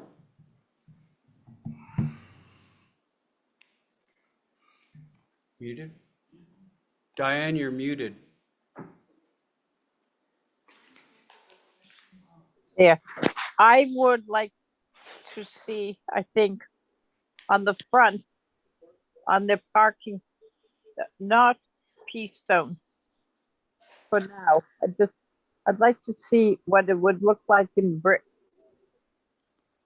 The Keystone, I think, actually is loose paving. It's going to end up in the street. And be difficult. I don't mind the blocks and stuff in the back on White Elephant Way and all that, but the front faces out onto the neighborhood, and I think that the brick fits in better than the Keystone. That's what I got to say, and follow the. I don't think the first and Lot 11 have to be the ending. They're sort of good as a little different from the rest of it. So that's what I think for now. Okay, Diane, thank you very much. Abby, did you have a question for Mirka? Right, I had a general question. Is the North Water Street road that divides the development, is that road going to, what material is that? Is that like Belgian block or cobblestone or North Water tar? Street, I think. Paved. Sorry, paved. the road So- that divides the development that goes up to the White Apple, what is that material? You mean the access road? Just- Or And that will the stay? White Elephant Way? Is asphalt? The main road. The main road. It's Like we've asphalt. been It's focusing asphalt. on the Yeah. back alley. Okay, Yeah. and that's going to remain? Yes, yeah. Asphalt, okay. Yeah. Another You're good, Abby? Yeah. Val? I think we should, don't hate me, but I think we should see them all at one time. It's hard to you mean remember. review Now, them all we've at one got time? some approved as Belgian block with a 2-foot apron, which nobody realized. I didn't, because I'm looking at the picture that looks like a regular size apron. Right. And I am struggling with the pea stone as the main Oh, thing, interesting, okay. the brown pea stone. But that's just me. Yeah. All right, well, so Mirka, let's see. The way that this is working right now is that you already have approval for the alleyway, so to speak, as being pea stone, Yes, that's correct. correct? You also have approval for 2 of these buildings to have pea stone Parking, parking. that's correct. And as part of that approval, you got a 2-foot wide Belgian block apron on That's those correct. 2. That's So correct. there's the precedent. So now we're either going to accept that as a precedent, or we're gonna have to depart. And in departing, we'll have to go back and reevaluate the ones that were already approved, because I'm pretty sure everyone would agree that they should be consistent. So I think, just to put it in a nutshell, the idea of reviewing it all together, are we assuming that the alleyway is pea stone? And what? Was that a separate application just for the We reviewed the entryway and materials of the alleyway with the lot 11. And Which I is know the that was first one. There was and that was the discussion we had at the time, that practically that would be the part of the discussion, since the entryway is on the lot 11. So that's become part of the What was the second one that was approved? 7, 7. all the way at the end? all the way to the Yeah, end. all right. All right. And you can see. Oh, the wait a whole- minute. Your ribs are in the It needs, slow cooker. We need to mute. Do you got it, Val? Yeah, I mean, I'll just sit off it. Why don't you sit off of it? Because it's pea Because stone? you're on it right now. Because I don't know that I realized all of these little anomalies, and now it's gonna be carried throughout, and Okay. so I'll abstain. Okay, but I would like to get consensus from the rest of the board about pea stone or no on the parking, in which case Mirka has said that she would go back and redo the one at 11 and at 7. Or the Belgian block border. Those are the things that I would like to know where everyone stands on those particular issues. I can weigh in on. Go. I like the parking area, all one material, and I think that the 2-foot strip, I understand it conceptually, but it feels peculiar to me, that it's just this band between the same material. So I think if the parking area was all brick, also I think as a property owner, walking on brick is going to be better than walking on pea stone, especially in town. It just feels a little foreign to me. But I didn't think we could go back and revisit your other 2 applications. I think that's considerate of the applicant if you will allow that conversation to happen. So the only reason why I was okay with it on this is because I thought we have an approval that's already been set, but I would prefer to see it all brick in parking. And those are my comments on that Well said. aspect. Thank you. Abby?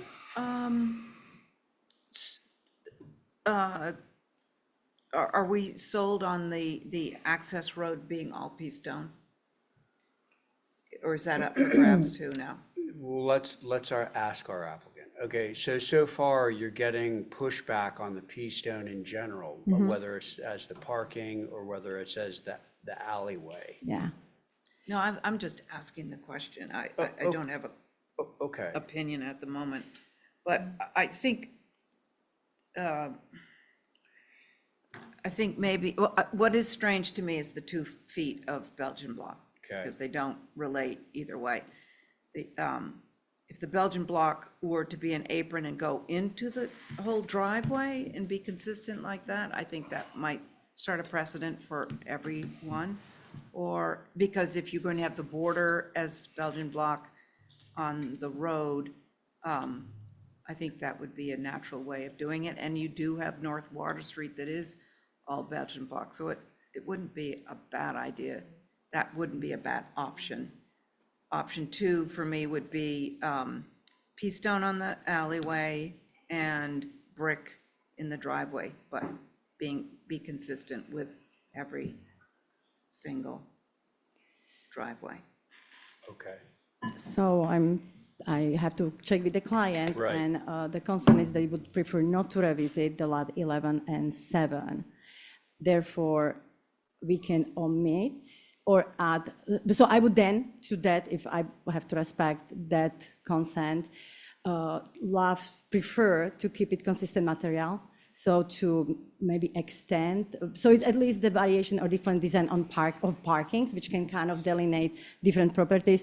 I believe so. You suggested, I'll be right, to maybe do whole parking as a Belgian block instead just That pistone. the apron and the driveway be the same, but I'm just one opinion, so you've got a Yeah. five. Well, I actually, so here's my view. I just wanted to mix the brick into I'm the, with Joe, and I think maybe Abby on this, in terms of, if I accept that the alleyway is gonna be pea stone, I would rather not see, I would certainly, the choice at the bottom of the list would be to have the Belgian block apron. okay, I think it's unnecessary. So choice one would be go segue from brick parking, no apron, brick right down to the alleyway, brick. Then go to a pea stone for the alleyway. Or pea stone everywhere. okay. So I Pea think, stone parking, pea stone alleyway. so I would then say, to be consistent with the original approval, I would just omit those aprons and just have a consistent piston to piston with no mini aprons. Would that Okay. simplify? And the border being And the what? The border would be, The border would, yeah, we would still, the border is just a plain old good idea. Yeah, Keep it all, where it's supposed to be. so would So it, that would be Belgian block, okay, perfect, so we. but no remain- apron. Okay? So, I don't know, I think we might be able to vote that and see where it goes. Could I ask a question? Of course, Diane. What is North Water Street goes down the middle?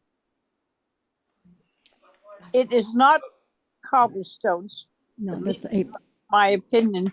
It Asphalt. is paved, like regular pavement, yes, it's asphalt, it's blacktop. Yeah, right? So my thoughts were the brick where the parking is. And then I don't know why, just to add something, why we're considering little stone in the white elephant way. It doesn't seem consistent to anything that's in that area. why, Yeah, why are we considering pea stone in the Yeah. alley? yes, It's trucks-less. Well, initial thought was it's Cost truck-less. less. Yeah, Trucks-less. Shell is truck- messier. oh, So I I see. just Yeah, feel okay, that all it's right. more content material for town. Yes. Okay, If the price is the same, I can guarantee you. Doesn't really. all right. I don't hear any particular answer. The answer is that it would be more user-friendly than Shell. That's the Okay. answer. And also, if I might just, it's supposed to be just access road for for the buildings. So we try to make it less of the formal. I feel the shell would be brighter, just to have the conversation. That's why the piston feels naturally better material, which you didn't have objection last time. But the idea is just for the owners, just access is a little down, played, quieter look. Okay, got it. All right, I'd love to move this along. well, so what was the consensus, though? My consensus is I'm right at this point, if there was a motion, my Can we consensus, skip? if I were king of the world. Can I ask a question about pea stone? Because I only know the beigey brownie stuff, but, That it is. That's what he said, It is yeah. Okay. beigey brown. Yeah. well, It because is. my colleague over here just said that you can do it in gray. Oh, would Yeah, it be I pea thought you stone? could do it. Keystone, Oh, it okay. would be that, It's very industrial, Okay, if you would gray use stone, okay. crushed All right, stone. so I'll make a motion to make the access road pea stone, the driveways pea stone, Belgian block border on the access road and the driveways. that's your With no motion? apron. Yeah, with no Okay, apron. thank you, Abby. On that motion, Joe, Aye. Okay, Val? No.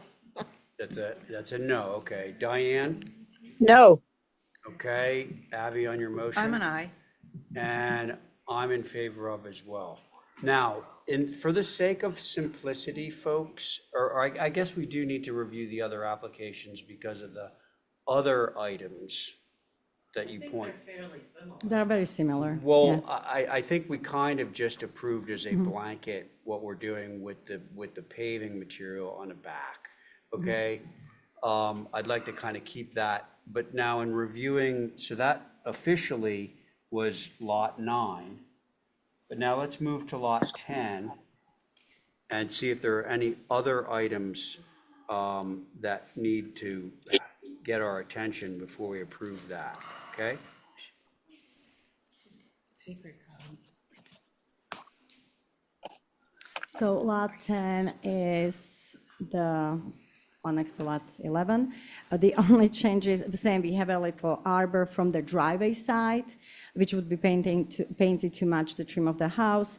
And the same, the air conditioning enclosure 6 feet natural to weather, same as in other houses. Ultimately, we will just omit the little apron, but just do the same driveway.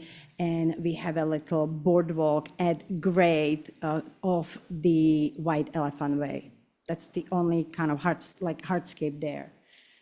That's on the left side, you see the boardwalk coming up from the White Elephant, just a little differentiate between the properties. But we can do Miracle Bluestone, we can do whatever if the boardwalk is not acceptable. Okay, Mirka, thank you. Holly? My only comment, Mr. Chair, would be to make sure that these are considered as staff applications, since they'll have to be revised based on the last motion that you made for the first one. Oh, you mean approved through staff? Correct. The problem with that, though, is that there's no minutes. That's fine. There, Well, Or somebody But- could but do I can Holly, mark I it. can- so. Exhibit A. That was my only Oh, concern. all right. So could you ex post facto produce a document, an Exhibit A for our last review? Yes. Thank you. And we'll do the same thing here. Any issues, hopefully, that don't involve further discussion on parking, et cetera, because I think that one's put to bed, on the hardscape for this lot? I would motion to approve as submitted. Okay. Well, Well, I take that back. Yeah. As a motion to approve, well, do you want me to repeat exactly what we did before? Subject to Exhibit A and just draw it up. Yeah, yeah, thank you. subject to Exhibit A. Motion to approve, subject to Exhibit A. And I think we all understand what Exhibit A is. It's going to be Peastone Drive, no apron, the Belgian block border, Okay, so that's Joe's motion. It's going to be in the form of an Exhibit A through staff on that motion. Abby? I'm an aye. Val? I'm gonna be consistent, no. I would like you to be consistent. That's what HCC members should do. Diane? No. Okay, Joseph on your motion? Aye. And I'm in favor. That motion carries 3 in favor, 2 opposed. And let's end the pain quickly here in terms, let's go, I want to jump, although I know we have 27 North Livery Street sort of insinuated itself into the middle. But let's go to lot 8, just so that we can put this to bed and all have some pizza. Okay? Mirka, So- anything? This is the one with the arbor that Joe pointed Yeah, out. that's the one with the arbor. So yeah, we can definitely make sure it's aligned. There's no notch, so that's no problem to bring the gate Yeah, it's to hard to, meet the, yeah. it's hard to see on this application, but that, But I know what you mean. So I will correct it Yeah, with the it'll end up- Exhibit A. okay. Comments, questions, concerns? In addition, there's a Van Bluestone patio with the gravel path along the right side along the building. So two different elements. Anything, folks? The Bluestone is not Goshen like the other No. ones? No, this would be regular. But we can change it to irregular if preferable. I just wanted to keep it a little bit difference between each property. It just seems kind of modern, but that's just, I do agree with you on that, Val. I can change it, and we did it on the lot 7, we changed it to the irregular bluestone, so I'm absolutely, if that would be acceptable. Yeah, so Val's gonna vote against this. And I'm gonna vote for it, but so I'm gonna vote for it with the change to Goshen, To Goshen? Okay. just so you know. Okay? Other comments, questions, concerns? None. None? Can I have a motion? Motion to approve as, Ah. okay. Brr. Okay, yes. Do you want- What, you want to change We're- the, How about we'll do it, Joe is over there getting down all the language and producing exhibit A. Can you complete motion as per exhibit A? yes. Okay, Abby, thank you. On Abby's motion, Joseph, Aye. thank you, Val. no. Okay, Diane? Guess. Guess No, what? you meant no. No. There you go. You said no already, right? I said yes. Oh, no, you said yes. I made Who the did I miss? motion.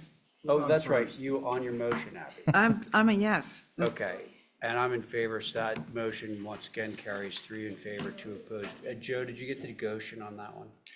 Yes, yes. Okay, great. I haven't sketched it yet, but yes. No, but you. So I just want to clarify, so with the Goshen, we just switched to Goshen patio, correct? That was the motion too? That's it. Okay, got it. Well, and all the other stuff The relating other to stuff, got it. yeah, okay. Okay, hey, listen, I think We need a the break? pizza's getting cold. Yeah. Is. So let's go have some pizza. It's 6:14. Can we come back at 6:22? 6:22. Wow.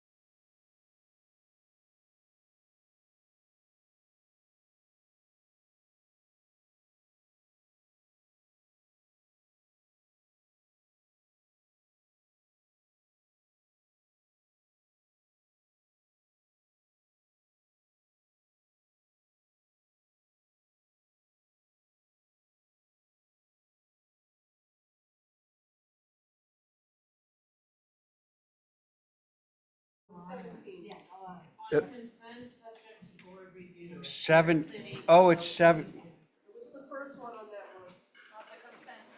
Oh, yeah, that's Ethan, yeah. Okay, so I did talk to him about that. Can I- But yes, it'll be up. Can I clarify what is it, 48 Halbert? Walsh. But it backs up to Walsh, right? Yeah. So on 48 Halbert, just so you're aware, that was approved via Exhibit A. So that Exhibit A is going to go back into circulation. Mark is going to address it in the office tomorrow. It's not part of it's not an agenda item. It's not what? Yeah. So it's no big deal, but it's not something we need to hear again because it was approved via Exhibit A.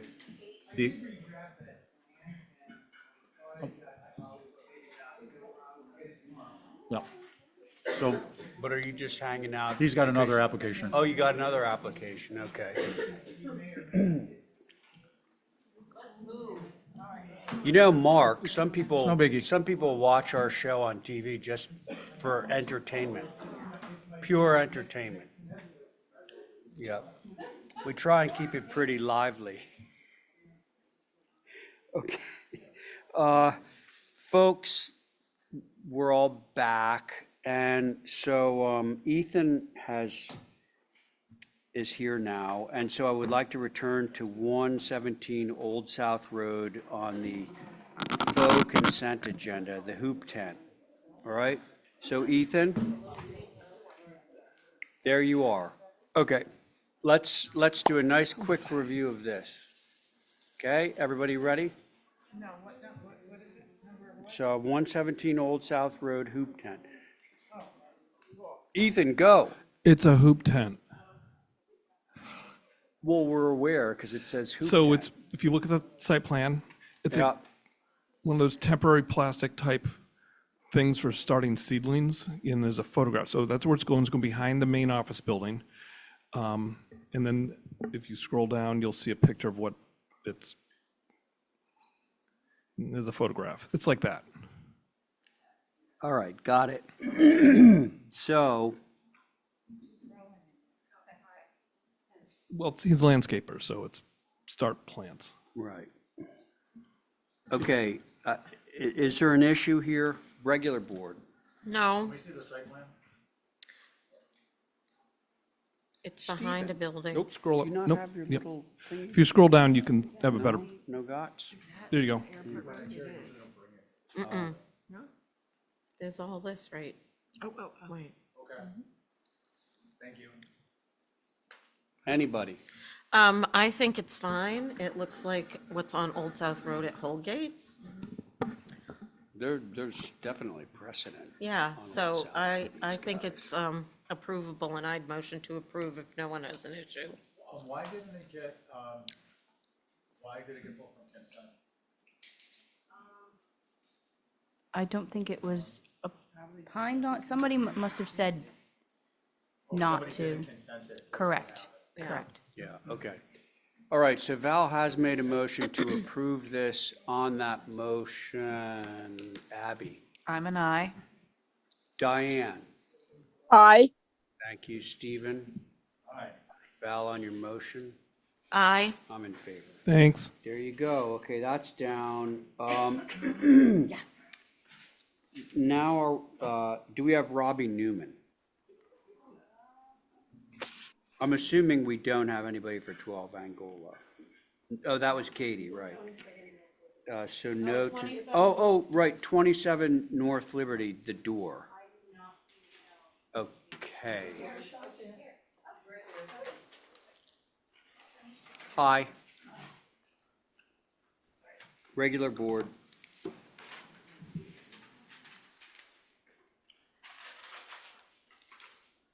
Are we on the door?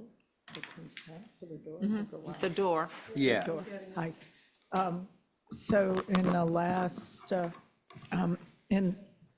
Michelle Cole, KOLB, in the last filing, you had approved the salvage double door, and I was uncertain if it would be able to be disassembled for 2 doors instead of 3, but it is a factory assembly, and I'm unable to disassemble it. And again, this not visible at all from any public way. Okay. That's it. Okay, there it is. Comments from the board. Oh, Well, Holly? yeah. You got anything? Thank you, Mr. Chair. Yes, you all approved what's on here as a through, I think it was a through staff application, so we still haven't technically issued that COA yet. But this is the individually significant Seth Ray Cooper shop. And you also have approved a historic determination on this, so, you know, it's a significant historic resource. Understanding that the French door in the back is, or was put in, obviously before Michelle's time, of a, I think, one unit slider. And what she's trying to do is put something a little bit better in there. I understand the view. I do think it's obliquely visible from the lily pond, but I would think that, you know, the pane size needs to be more in conformance with this historic structure. So those are my comments. Thank you. Holly, thank you. Mickey? So we would much rather prefer to see that kept as originally approved as just the two door panels. I know she's trying to reuse an existing product. It's, you know, I think there could be a way for her to pull the panels apart and reuse just the panels to make it a two-section door rather than keeping it as a 3-section door, if that was preferable to the board, but I think it really should stay as 2 panels wide rather than go to 3. Thank you. Okay. Can I jump in on this? Mickey, yeah, please. Because, you know, I got hit on the head, and I think I have a superpower. So what's going to happen is Michelle's going to say, eventually, I have an existing door on order, and only 2 panels will work, or I have only 2 panels. Didn't we have this discussion previously? We had the last meeting that you had approved was the salvage door I Okay. have I available. thought I was losing my mind And here. you had approved 2 of the assemblies of that salvage door. And I was unsure whether I would be able to separate it. And it's not possible. It's a complete assembly. It's weatherproofed. It would undermine, you know, it just would not. As 3 be- panels. It is 3. And it's an Okay, and then the existing- other thing we would do then is, do we have a picture of the existing condition? You Because this have was a the net improvement. existing, it's, the existing is that double sliding door. Right, so just to go back to where we were before, my thoughts on this, I agree with Holly, but it is if I had to choose between one of those 2, it's the one that's being proposed, hands down. Okay. I have an opinion too. You mean Okay, between, Stephen, thank you. The Val. door that's being proposed is anomalous in its pane size. It's not like it's a 2-pane like was approved before that looks like a 15 light. It's perhaps better than the slider, but the slider doesn't seem as out of character because it's 2 doors. So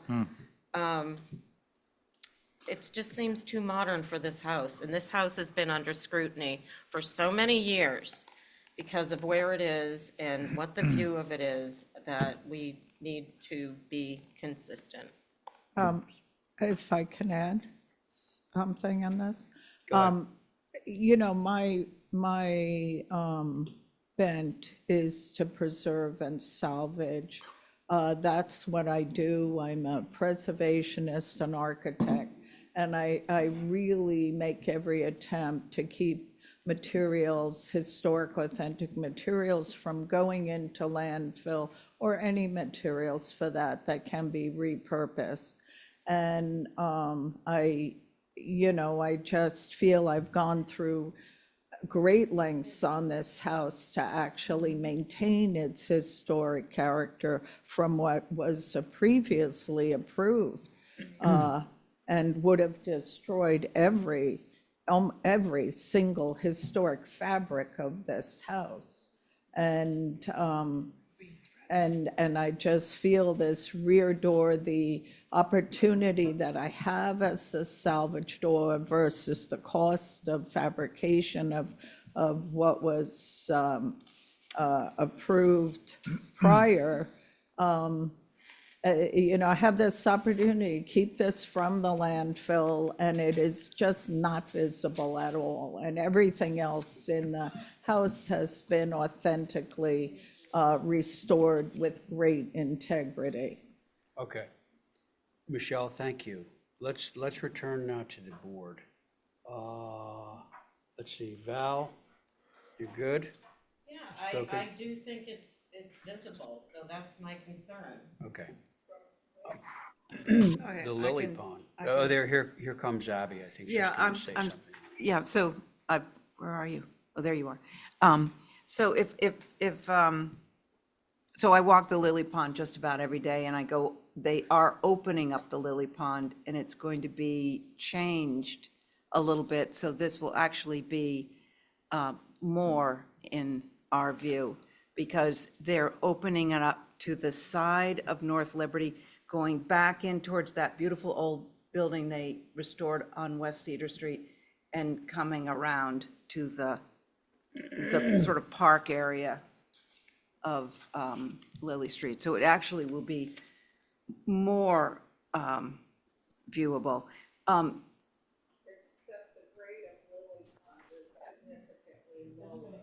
Okay, let's let our board members Yeah, finish. okay? yeah, I'm not actually sure that's true, because they are actually changing the vegetation as well. So ideally, the first application that had the 2 doors with the lights, 15 lights, No, just in the bags with and with the kick panel is probably the most appropriate of all. And I'm afraid we should probably go back to that. So, thank you. Okay, Abby, thank you. Diane? I know.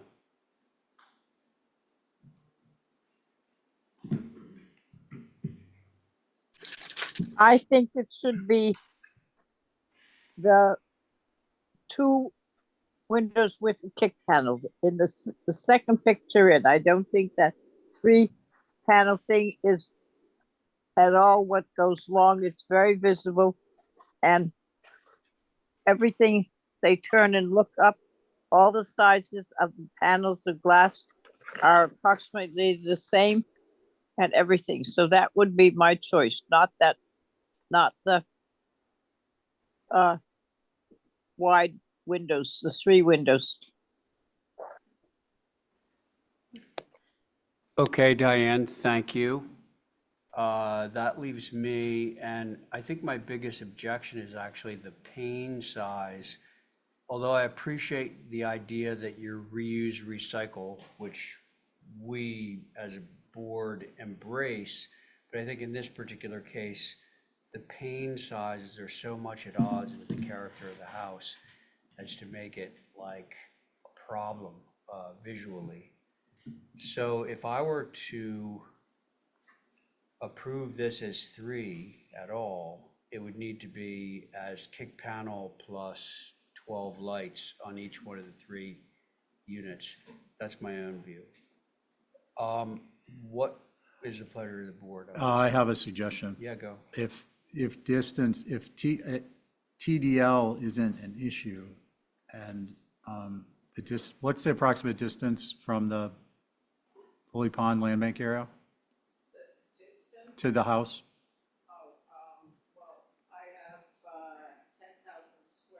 No, the approximate line of sight distance from the park to the back of the house. 100 feet? Over 100 feet, yeah. So what about just adding muttons To what the to the, existing? to the To the proposed? sliders. Yeah. I mean, you could mill them up, woodworker's warehouse, look, I gotta say, I've been in that house with the works going on. It's a fantastic restoration. But if there's some way to, utilize the material that's there and get the visual effect we're looking for, I don't know, I'm just throwing it out there. Okay. Should we hold this for revisions? Yes, let's see what, she can come up, give her a chance to bring something up. All right, so is that a? That's my, motion? yeah, that's Okay, my Abby motion. has just moved that this be held for revisions. On that motion, Val? Is that just to add Muntins? No, it's hold for revisions. It's left Oh, up okay. to Michelle.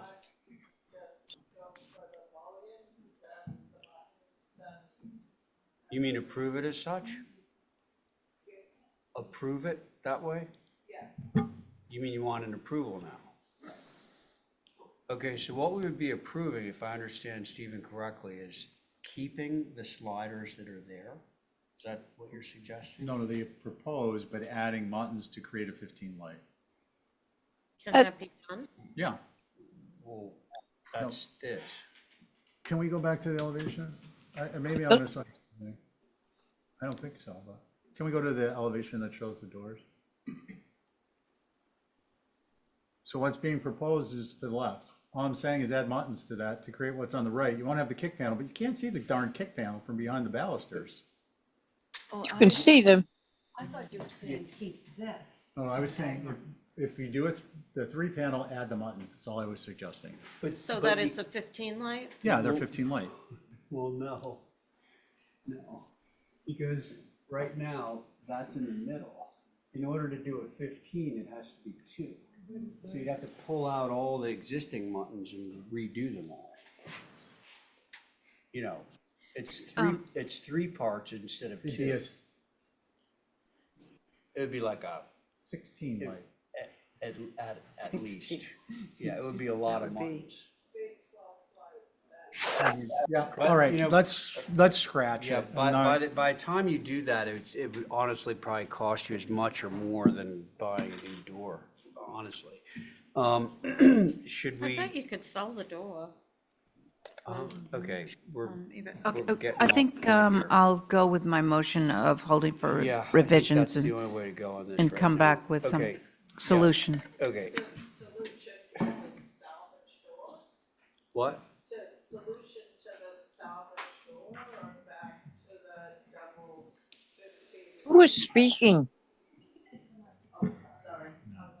I'm just not clear. Solution, repurposing the We're not telling you to salvage do door? any particular thing, but we've told you what our concerns are.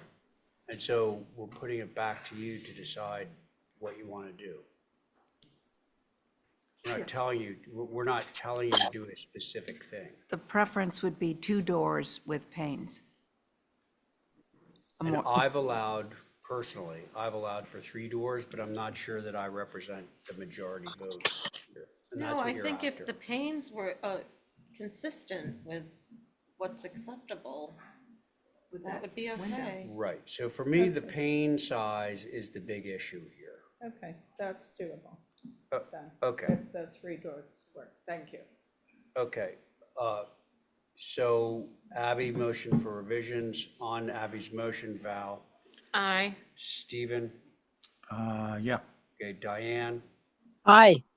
Abby, Aye. and I'm in favor. Okay, so Matthew, Robbie's not around, right? Robbie Newman, that is. No, he wouldn't know that it was. Okay, so Matthew.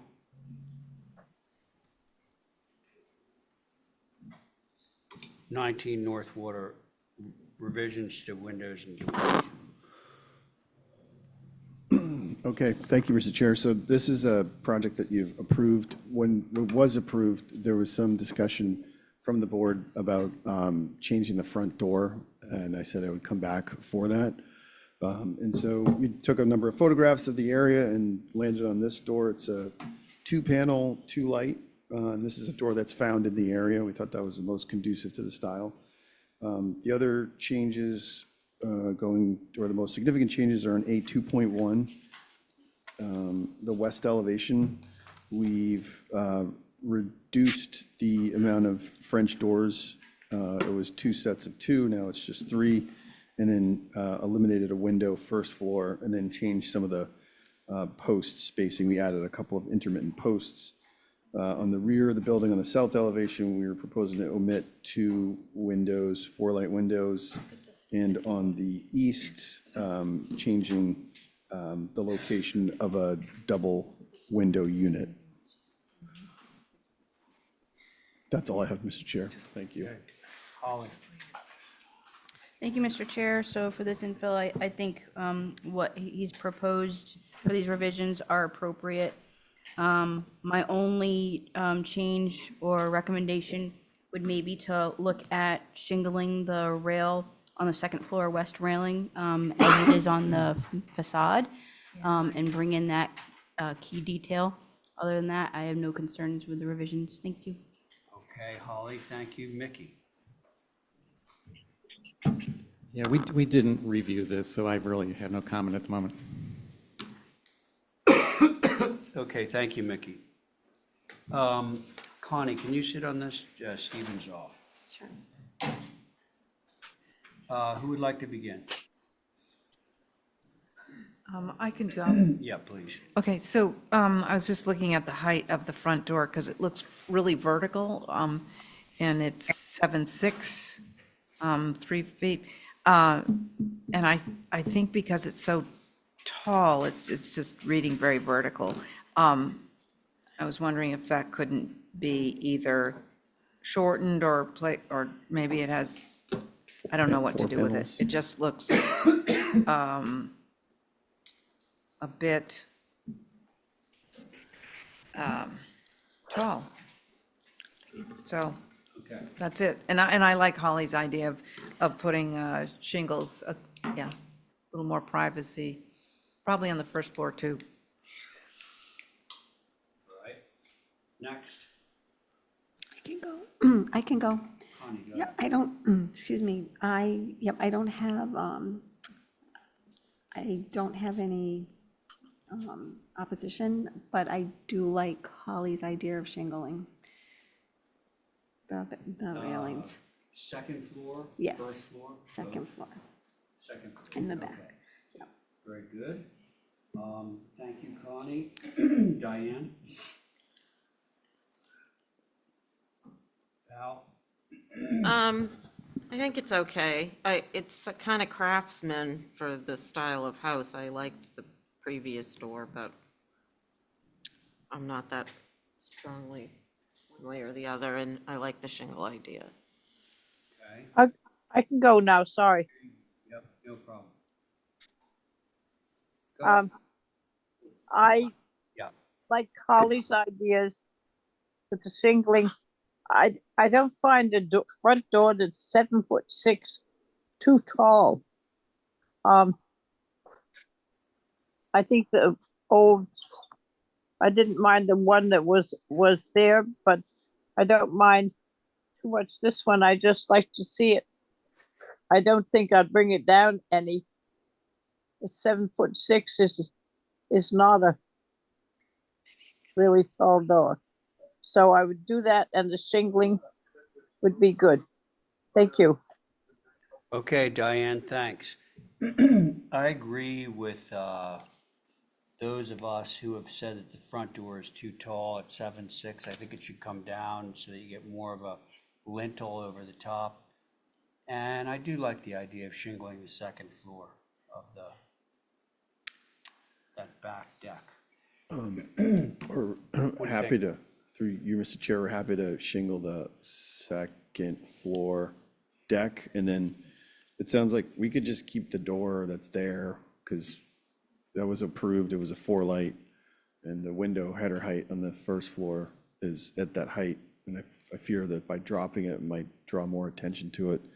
So again, Okay. that existing door is there. And so we can just omit that from the application and shingle the second floor. I can make that my motion if that would. We might be able to get an Exhibit A out of Joe. That'd be possible. Sure.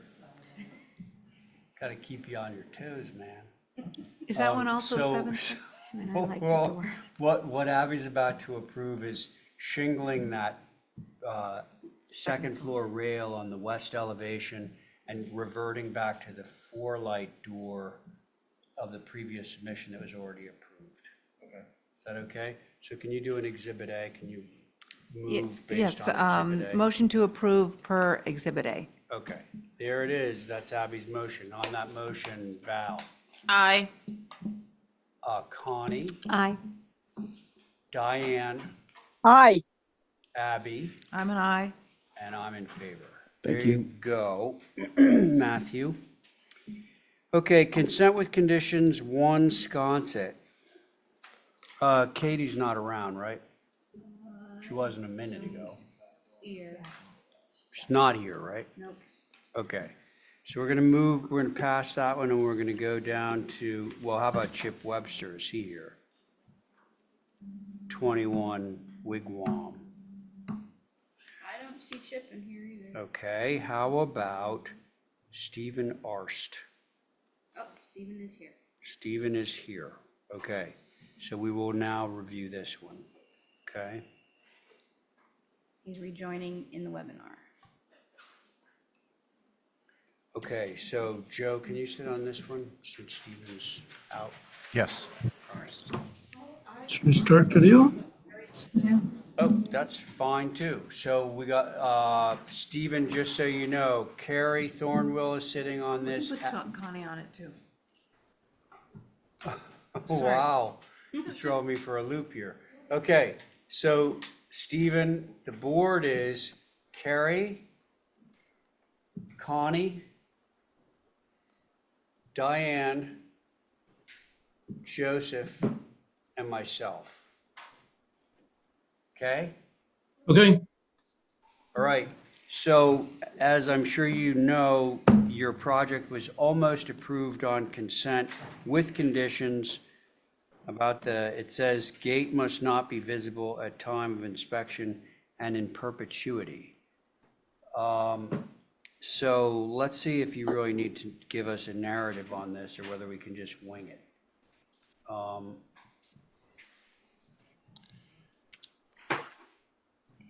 Does anyone remember why this was pulled off?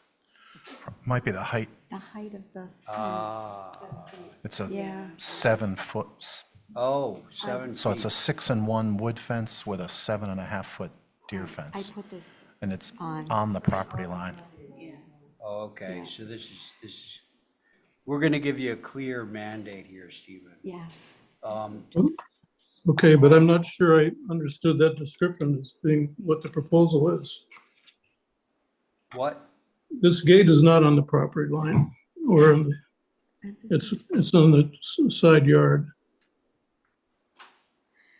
The fence appears to be right smack on the property line, That would be the wire fence. okay? How about now that we see it, how about we hear from the board members?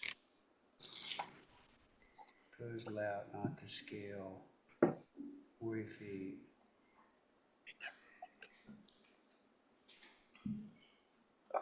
Holly, do you have anything to say on this? Nope, other than what Connie had said, Other reason than why. what? What Connie had mentioned of why it wasn't Right. kept on. Okay.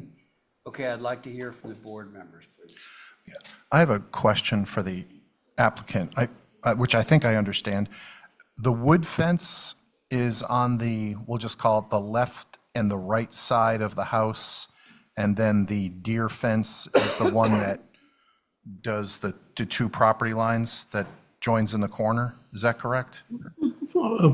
Virtually correct. If you see those little green lines that cross over, Yes. that's roughly where the woods begins on the lower part there, where your arrow is. So it would turn into wire right about where that green line is, where the woods begin. And above that is where the yard is, so it'd be wood across the yard. And analogous on the north side, but the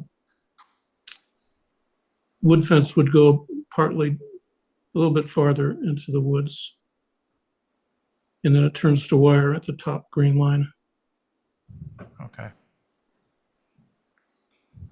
if you look at the aerial, you can see a better idea of the vegetation and how above that, where the vegetation is.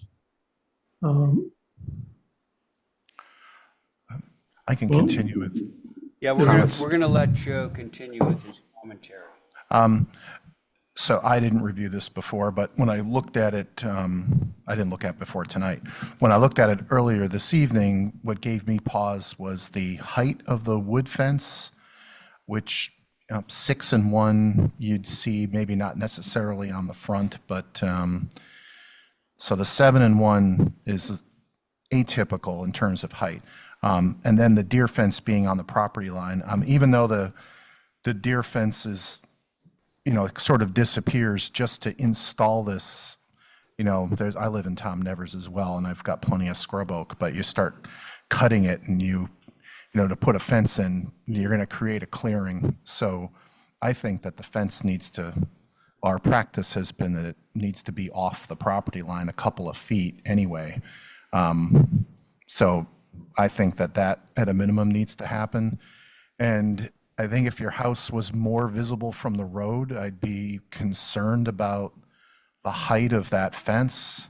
I mean, it is set back from the front of the house, so that's good. And it looks like Wood one or the wood one. The wood one. Yeah, it comes off the middle of one side and the far corner of another. Looks like you wouldn't even see half of it when you pull into the driveway. And this looks heavily screened from the road. So I think due to lack of visibility, I'd be okay with the front part of it, even though it's tall. But I think that the wire part needs to be at least 3 feet off the property lines. Those are my comments. Okay, Joe, thank you.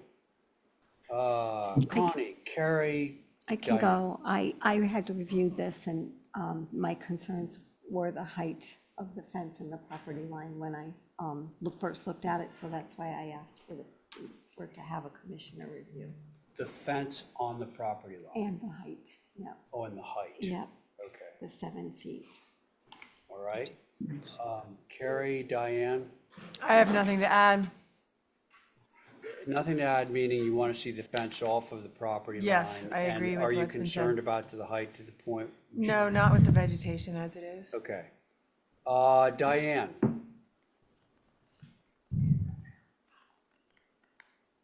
Muted? Diane muted? There, I got it. Okay. I think, can't the wire fence go along that zoning setback? That's about 3 feet, isn't it? No. 10 feet. At least 10 feet. 10 feet? Well, I don't know what difference it makes. I have a little confusion to what all those green lines are pointing out. The green lines are showing where the scrub vegetation sort of ends. Okay, And by the way, that setback, this is a lot of records, so it's 10 feet. That's what that dashed line is.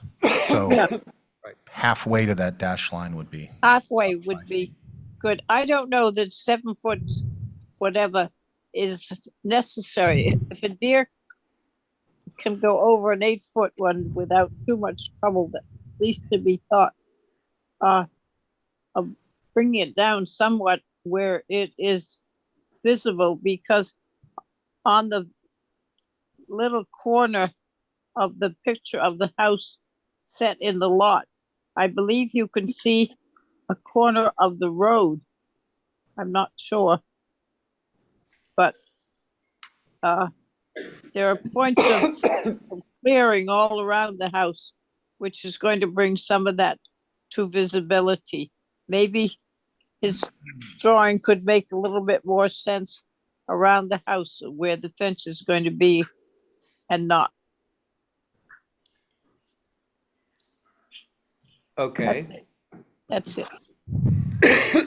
Thank you, Diane. Carrie? Did I get you already? Okay. Yeah, that's right. So it's me. I would say as long as the fence is held off of the property line by 3 feet, I'm okay with the ordinarily too tall wooden fence, simply because of its location set back into the scrub oak vegetation. I do get the deer thing. Also agree with Diane that they're probably gonna jump over a 7-foot high fence. You're probably better off with the wire, but, you know, that's neither here nor there. So do we want to move this Can I make a comment or question? quickly? Well, yeah, well, uh, the point of what we're trying to do is to keep the deer out of the backyard where we Got it. have a patio and a swimming pool. And if you bring the wire fence in closer to the house, it's going to be more visible to us. And the difference of 3 feet isn't going to affect the visibility from any other adjacent properties. Any abutter is not going to notice the difference of the 3 feet. And of course, you know, it has to be. We never approve fences running right down the property line. Well, I mean, it's. Okay, it's- do you want us it's to not- disapprove it or not? You were just about to get an approval for this. Well, I would never have it installed exactly on the property line. It's always going to be inside the property line. But Okay, that's what we're asking for. I don't see the necessity of 3 feet. What? I don't wish to make it understand 5 the necessity of 3 feet. 5 feet. 5 feet. Oh, Joe's saying 5 feet. Well, I don't see the necessity of that either. Okay, well, I was good with 3, but it sounds like 5. You're being punished? Oh my You know, this is a allowable fence to be up against the property line. All right, so What you know else? what? I was looking for a brief comment, but I think I'm going to say no, and maybe we can move to hold this for revisions. I'll make a motion to hold for revisions. Okay, thank you. On that motion, Carrie? Aye. Joe? Aye. What Connie? did you say? Diane? Aye. And I'm in favor. Thank you. Okay, so we'll look forward to seeing your revisions. Thank you. Next, we got, let's see, we're at new business with emeritus, and this is you, Stephen. Well, hello there. Wow, we just got off of our consent agenda. And it's only 7 o'clock. Mr. Chair, we have 98 items on the Chair. Oh, agenda. thank you, John McLaughlin. Mr. Chair, I did want to let you know Katie is in the house. What? Katie Mitchell for her 2 applications. We're going back to Katie now? We have 2 applications of hers. Okay. Officially open. If it's any consolation, it's my son's 11th birthday tonight. and Matt's there's on a- deck. Let's hear him. There's a Yeah, pizza let's hear party, Matt and then I'm go. out of here. And I can take a It's little got an break. 11-year-old birthday party to go to. for Pizza God's party. Go. So thank you, Mr. Chair. So this is the, this covered breezeway connecting the existing main house to the garage. We've provided 3 different options for you. One is cross gable, one is a flat roof element, and one is a minus the gable. So with that, look forward to feedback from the board. Mr. Chair, thank you. Thank you, Matt. Persistence is certainly one of your virtues and strengths. Who would like to begin? Can I? Go. Let me just read off our board. It is myself, Abby, Diane, Val, and Joe. Go ahead, Val. For me, it's just connecting 2 structures that we previously asked to be separated because they just have such a presence on the hill. So I appreciate Matt giving us options, but for me, I don't think they should be connected. Okay, thanks, Val. Joe? Oh, can you go back? There we go. Okay. So this was on the view list. I drove out there, and as you're coming from town, heading down the street, you see this, and you see the 2 structures on the hill that are substantial, obviously. I feel like this connection, let me back up. When you go past it and you turn around and come back, both structures to me look like they're connected already, just based on the perspective. And I drove slowly down there. You can see that there's 2 structures, but there's conjoined from that perspective.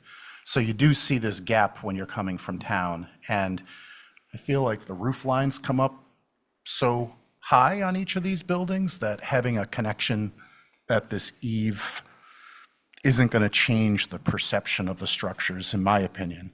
And the one that's the flat roof one that reads as a pergola, reads as a light landscape element, that to me feels appropriate.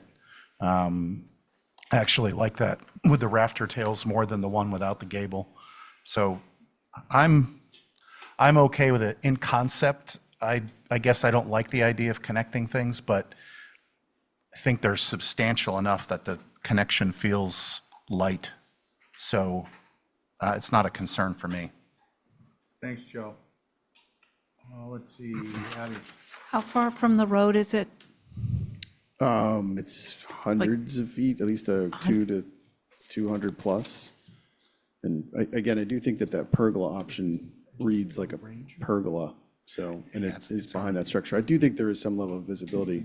Could we just scroll down to the other one though, option A? Is that option A?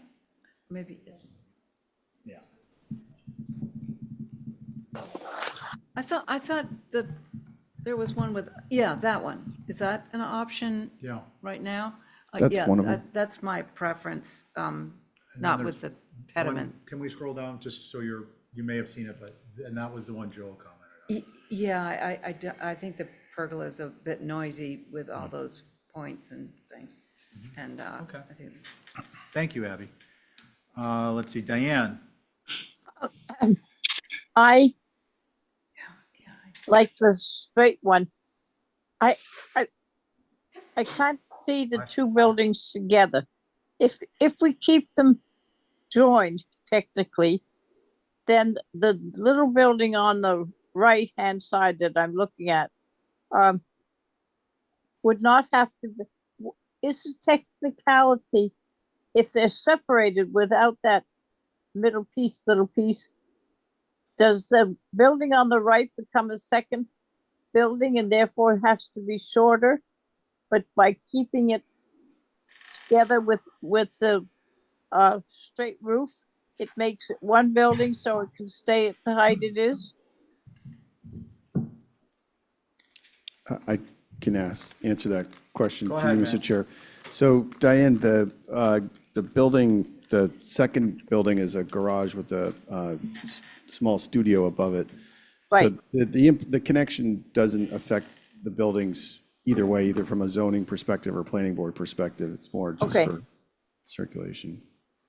I don't mind either the straight one or the one with the rat tails.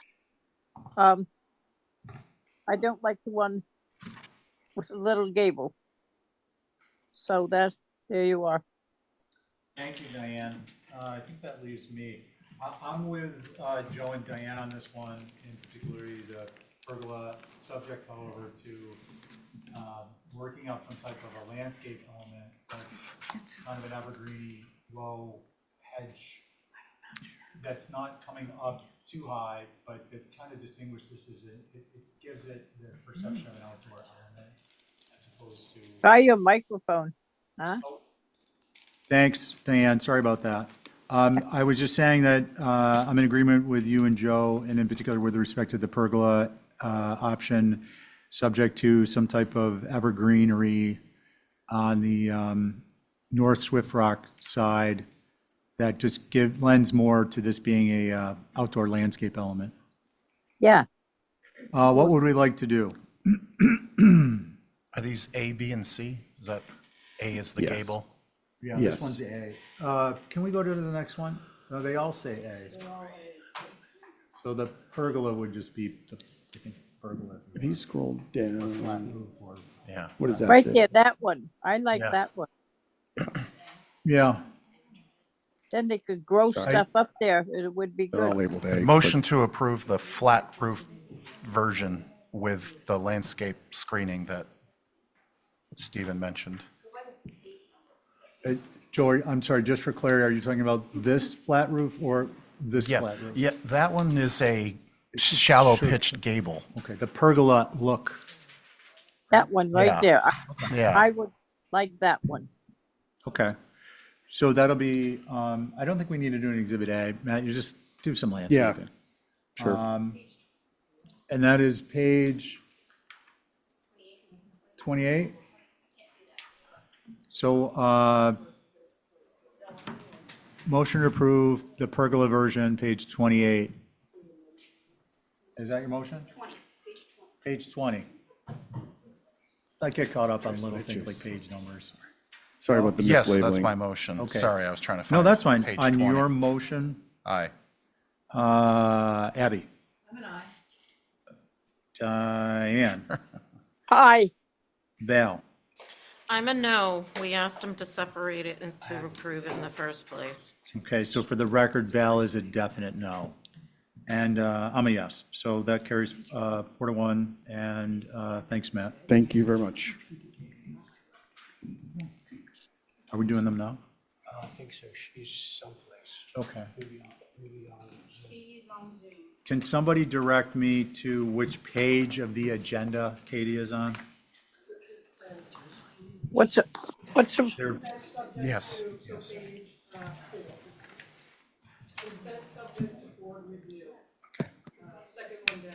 Okay, cool. Thank you. 12 Angola. And did you, Katie, have a second one, 1 Sconset? Yeah. Okay, why don't we take them in the order they're presented?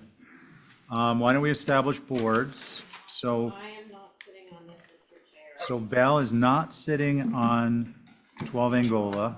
Abby? Sorry, is this a new business? I'm Yeah. bluffing. I can sit off this one. Sit off? Yeah, if you- Okay, no, if that's you fine. wanna I just do- wasn't sure I heard you. Diane?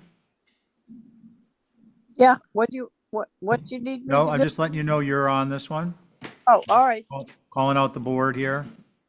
And then where are we with Rotation? rotation? It would be me, Diane, Carrie, Connie, and Joe. Okay, that's your board, Katie. Why don't you go ahead when you see the Okay. site plan? All right, thanks for going back to me. I was a little confused as to whether or not I needed to be there. Me too. So this is just the driveway. And I hope, Carrie, I hope it's okay that I mentioned, we had a conversation a few weeks back going over this, and we talked about, there's a lot of pictures included in there, like about 22, I think, of other driveways in the area. And so Carrie kind of backed me on sticking with the brick and the cobble because of the slope. And after discussing it with the DPW too, they kindly requested that I do not put gravel there. I'm just worried about it running off into the street. So I don't know if you can scroll down and just take a look at the other driveways in the neighborhood. There was only 2 or 3 that were gravel.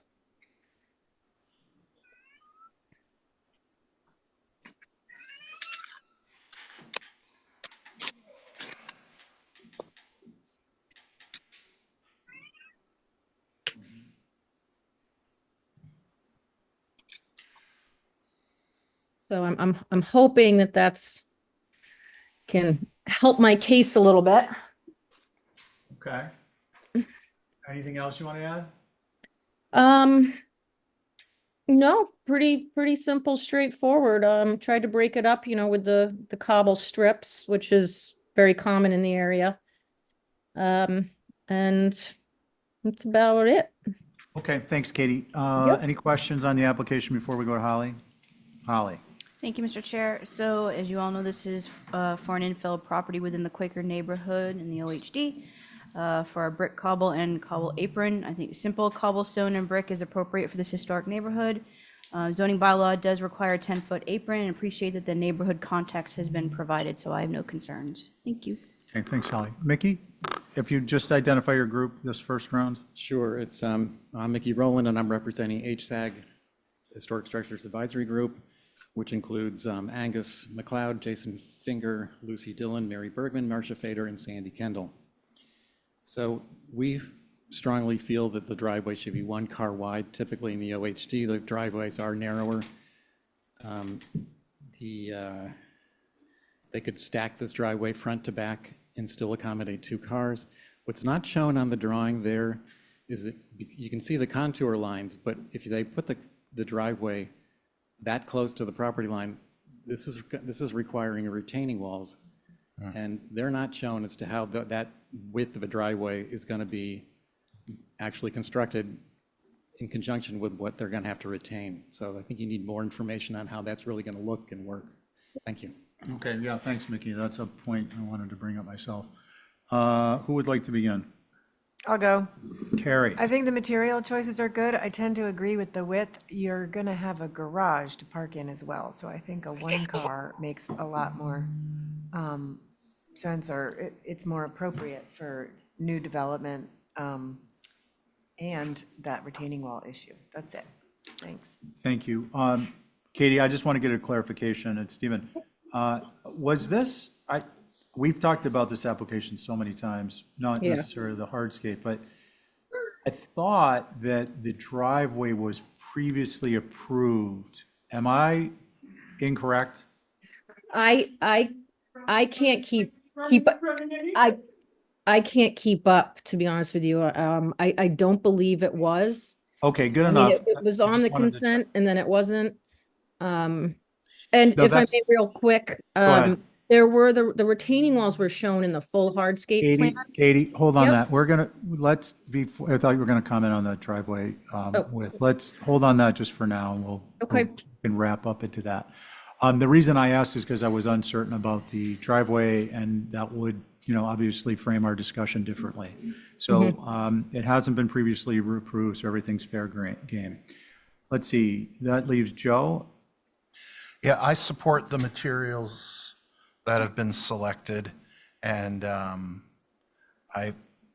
inclined to ask the applicant to reduce the width, which I think by reducing the width of it too, you're pulling yourself off the property line. The grade can slope down a little bit, and you have an opportunity to diminish the height of the retaining wall, which looks like it would be 2.5 feet at the back corner as drawn. And I appreciate Mickey bringing up the retaining wall and the fact that this also connects to the secondary dwelling too. So the interface of those two things are important. If the driveway is going to extend all the way back to that house, I'm curious what kind of, is that a garage door at the end? Like how much foundation is exposed at that point? So I think actually the plan would need to get adjusted, but I think you also need to show an elevation of that. Just for clarification, it'll eliminate confusion and make your approval process easier. So those are my comments. Okay, thanks, Joe. Diane? Sorry. Trying to see my grandchildren. What did you ask me? Do you have any additional thoughts on the driveway? No, I think it's doesn't need to be. I don't know whether anybody mentioned it. Not quite so narrow. I like the driveway with the runners in the middle of it, but I don't know that it's wide enough to park 2 cars. I would think it would probably have to be. Maybe it is. I can't see how wide it is. It's 30 some odd feet long, so that is maybe enough for 2 cars. But I think that kind of driveway is a good thing, and I guess it's about back as far as we could get it to go, which is what we were looking to have happen. Thank you. Thank you, Diane. Connie? Yeah, I too think that the materials are appropriate, but have some concerns about the size. Thank you. Thank you. Okay, so let's see. I have similar concerns. I think the material is fine. I want to get a clarification. The retaining wall was approved with top of wall dimensions with the garage and or the house. Is that correct? Because otherwise I want to see top of wall and I want to revisit the retaining wall to make sure that we're getting that information pinned down in an approval. And so Katie, you're going to have an opportunity to come back with more information, so that's going to be on my list. Okay. And we'll have to research on this end too. But I'd like to get top of wall on the area to the left of the driveway as you're facing the garage. I'm a little hit or miss on the width. I think you can come down. You definitely need to come off that retaining wall so that there can be some plant material to buffer, I think, visually. Perhaps not the full length, but some type of plant material. And it would be beneficial to have a section to see exactly what's going on with the grades. So all that goes hand in hand towards unless you want to comment quickly, it'll be a motion to hold for revisions and additional information. Yes, Joe actually just informed me of a couple things that will answer some of your questions. Most all the questions were actually addressed in the elevation and site plan presented by Joe previously that was approved. So the elevation, the retaining walls. Katie, just to clarify, Joe Topham. Yes. Okay, just for the Yeah. record. So the retaining walls were shown in his plans and they were approved. The exposed foundation on the secondary dwelling is 8 inches. And I know there was a concern about the depth of the driveway, but that was because the secondary dwelling was pushed back a couple times before that was approved. That's not relevant. Yeah, you don't have to worry about that one. Okay. But yeah, the retaining walls were all approved in Joe's plans around the driveway. Okay, thank you. I appreciate the additional information. Yep. Joe, you had brought up some topics. Are they addressed or would you like that section? Well, I don't, I mean, how do I obviously we put this? want it on the drawing. Yeah, I think it would have been, well, there wouldn't have been any question if that previous approval was submitted with this. And I do think it makes sense to come back just to look at that approval with your driveway application just for coordination purposes, because just to avoid you getting into a condition where you're building this in the field and then having to solve problems on site. I mean, I think if we had that approval along with the driveway application together, then we'll know that they work together. So my inclination would be to hold for additional information, although I do feel like the width of the driveway needs to be narrowed and come off the property line. Okay. I mean, actually, it could, if the curb cut, I'm not sure if this curb cut's been established. I think there's an option that the whole thing could shift away from the property line and go towards the house. So I feel like a motion to hold for revisions and more information would give the applicant the flexibility to figure out how they want to proceed. Yeah, I think that's a good idea. And we're going to vote on that motion. Katie, there's one thing I wanted to add. It's just a simple angle on the apron. And I think if the driveway is reduced in size, obviously you're going to make that smaller, but maybe you just put a couple of small arcs in that as opposed to Can you scroll up just a little bit? Sorry, I can't see the bottom of the apron, just to remind me here scroll down. I apologize. Scroll down. Oh. Just to show me the apron. So what was I just looking at that had 2 angles? Is there another drawing? Was I looking at on that? There it is. There are two angles. The idea behind those angles was to keep it under 20 feet at the curb Right, cut. no, Katie, my point is simply that you've got like a 12-inch quarter round there, and if the width of that driveway is reduced, obviously, it's in keeping that the quarter rounds are wider. Okay. So it's a softer arc, and then the apron isn't just a linear perpendicular to the street, so close to the street. It softens right. up the whole presentation. That's Right. If it's narrower, that's definitely, I can do that.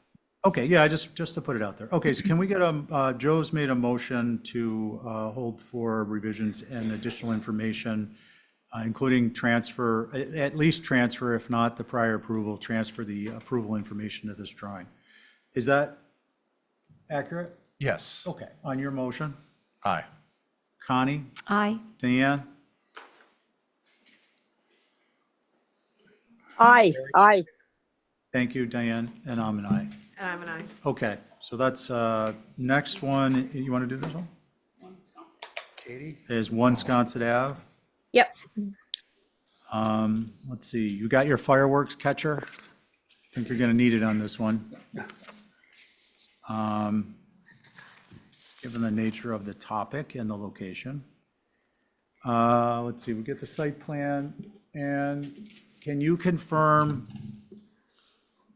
this does include the bocce ball court? Yes, it's just it's the 2 driveway gates, the bocce court, and the patio. Okay, Katie, go for it, please.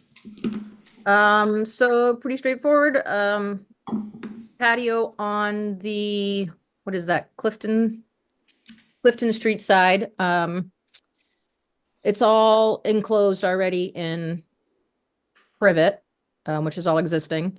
Bocce court, pretty straightforward, and there are pictures, I showed pictures of the proposed gates. Yeah, not sure what else to mention. Okay, questions, anyone? Isn't this already under construction? No, they started, That was Val.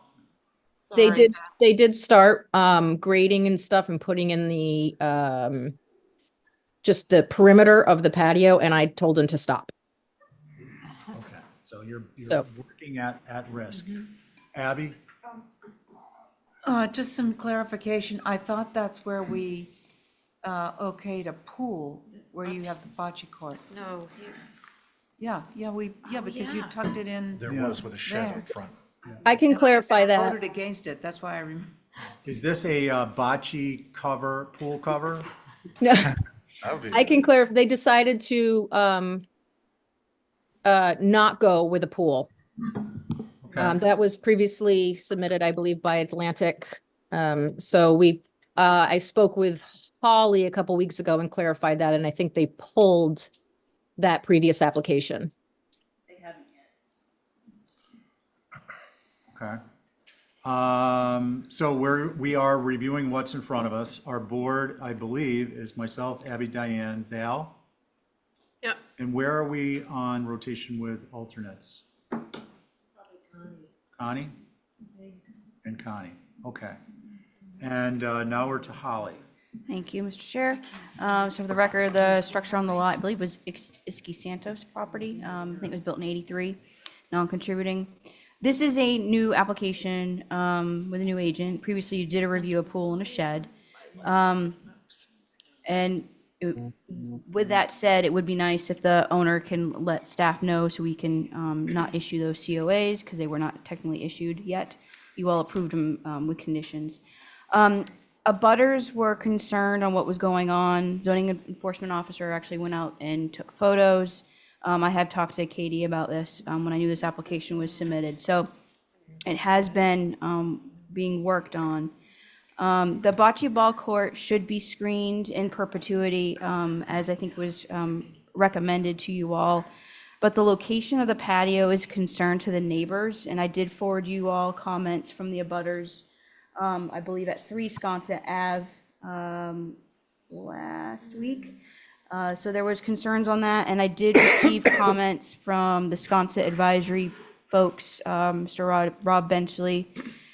He said, let's see, that basically, at the end of the day, in addition to work being at this address, it appears as well that the actual work seen in attached photos doesn't seem to match what was described in the application, especially with regard to grade and changes. So they're bringing grade changes as a possible concern to you all.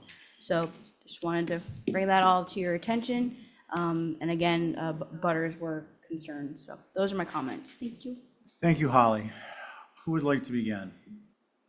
Again, myself, Abby, Diane, Val, and Connie. Can I ask a question? Most certainly, Diane.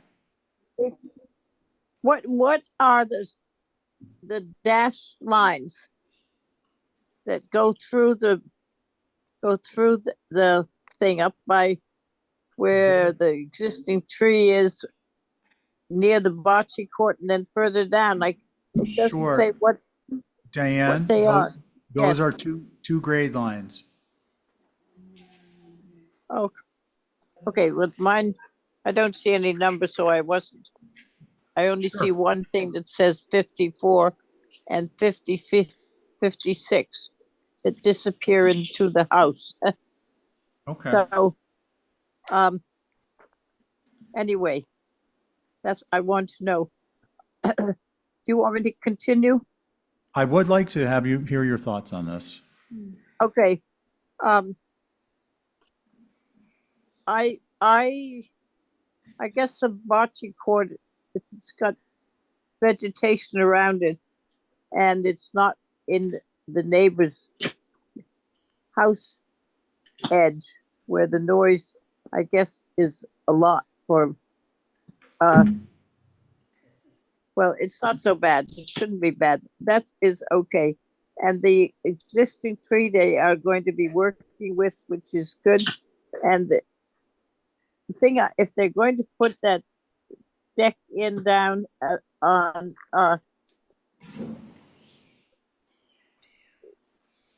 that, I'd like to see some of the edges sort of rounded that follow the planting in that yard. It's very formal. Everything else seems to be sort of smooth and going around. I can't read what it is. Is it flagstone? What are the stones? Of course. Don't see. Large, it looks to be a large pieces of bluestone.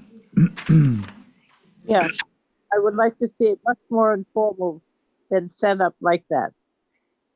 Okay, thank So, you. It's Much less formal.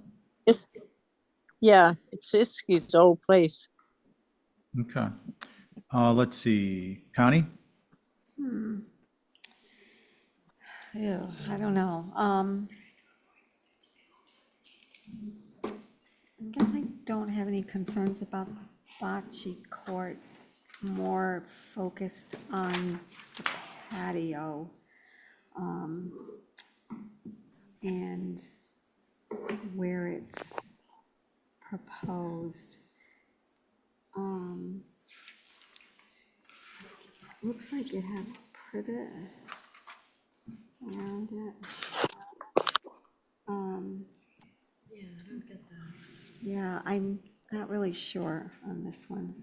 Okay, well, we can come back to you if you want to. Okay. Think about it a little bit. Let's see, Val.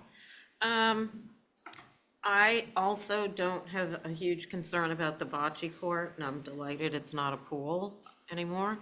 I am concerned about the patio and how it's evolving. I'm wondering why you couldn't step off the porch down a few steps and have the patio at a lower grade. It's sort of unusual that it's sticking up so far next to the hedge on Clifton, which, as we know, the hedge is less than adequate. Yeah, I don't understand the grade change there or why it needs to be lifted up like that. The rest of the stuff I think is okay, the arbor and the gate. Okay, thank you. Abby? Yeah, I'm very concerned about this new foundation that obviously has been made to flatten out the site so that you can have this patio here. And now you have this poured concrete that is higher than the hedge on Clifton, which is going to look very strange as you're walking by and you're looking at that hedge against a foundation. And I think it's highly inappropriate, and I think it has to come down. And to have, I mean, this is on a corner, it's rural Wisconsin, and now there are these huge, very large black pavers that are so inconsistent with the regular streetscape. on this, in this neighborhood. I think it's highly inappropriate. Can I see the images, please?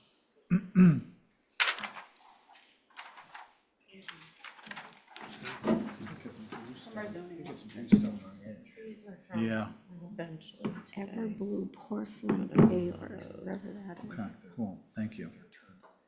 Yeah, similar, right?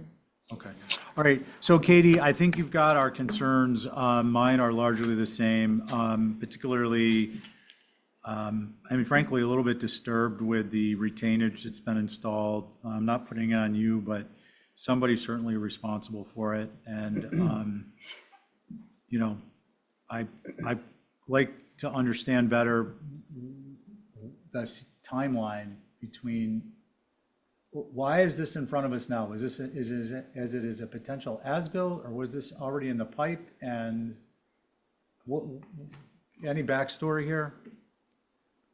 It was submitted weeks and weeks ago. It's just been, Okay, no. so you guys are getting a jump on it. Okay, so yeah, I'm I know, I concerned. requested that they stop several times, so I believe they did.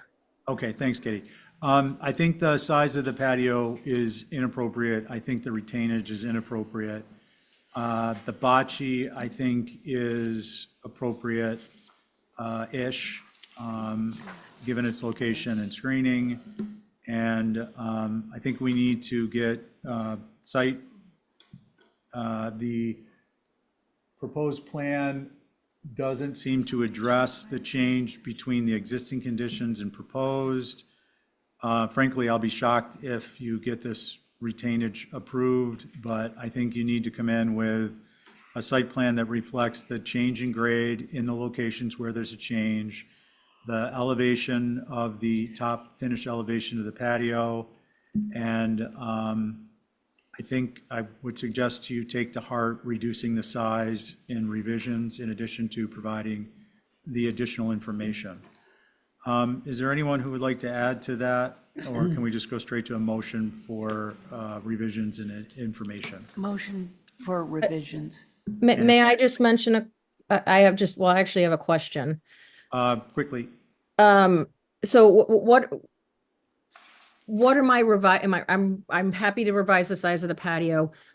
Just to clarify, what happened here is the existing grade around the house was not, it wasn't built correctly. So the grade on the bocce court side is actually at the top of the porch. So it's very strange, and we're trying to grade it out as best as possible. And I think they, you know, if you're So saying if I step Katie- down from the porch, Katie, hold Yeah. on a sec. A couple things. One, this is a prior existing structure. The grade was established and it's been in place for probably the better part of 60 to 80 years. So what we're looking at this application relative to that grade, the information you provide about proposed grade changes should reflect the prior existing grade, not what arose out of the construction process, which is from, if I understand you correctly, flawed. We're looking at that original grade, number one. Number two, yeah, just revised to conform to the concerns stated by the commission. Too large, retainage around the patio is inappropriate, and much too formal, being a kind of rectilinear. And Abby wants to add to that. I just want to say that the grade has been manipulated, and that should be corrected. Yeah, so what we want is to see what was there before and what's proposed. And then we'll kind of go from there. And hopefully we'll get a revision to the patio that is sensitive to the concerns. Val, and then we're going to vote on the motion. I was just gonna say, it used to be their carpentry shop on the first floor, so it's a slab, so I know it's really close.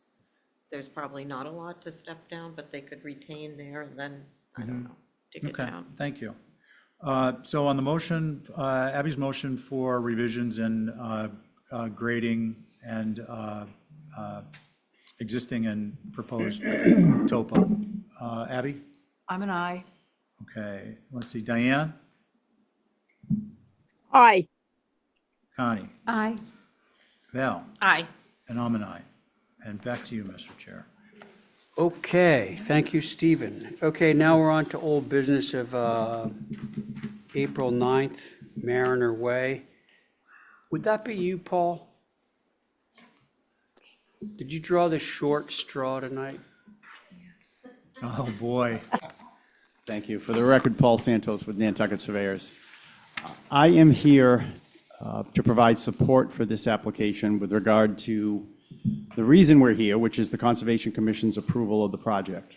Linda Williams is the representative for the owner, Doherty ACK LLC, who has had to leave tonight's meeting. So I am not in a position to make this full presentation to the board. I don't think that's fair to the number of abutters that I'm sure are online and the board itself. So on behalf of the applicant, I'm apologizing and asking if this could be continued to the next meeting. If need be, I will be in a position to make the full presentation, which I'm assuming would be this coming Tuesday. And unless the board wants to have somewhat of a presentation tonight, I just don't know how you want to proceed with All this right, well, application. so Paul, we're getting into a little bit of an interesting area here because a few people have called and, listen, I know you're not here all that often before the HUC, but we do have these best practices rules, and a lot of them have to do with respecting the time of concerned neighbors and this tendency historically to sort of like, put the meeting off with all, so, but I'm certainly not pointing any fingers here, but there is a reality on the floor. Yeah, we're number 2. So you might want to. No, so Stephen, who basically wrote these rules, will tell you a little bit about them. So Paul, just quickly, so you're aware, on this application, there you have a maximum of 3 chances to, or 3 instances of delaying a hearing. And as you go forward with each one, is it on the third, or isn't the second have a repercussion? Yeah, so the second has a repercussion, and what the repercussions is because the applicant's agent had not informed the commission up to a week in advance so that abutters could be duly prepared, including not having counsel, that after the second time, there's a delay in how long you have to wait before you can come back.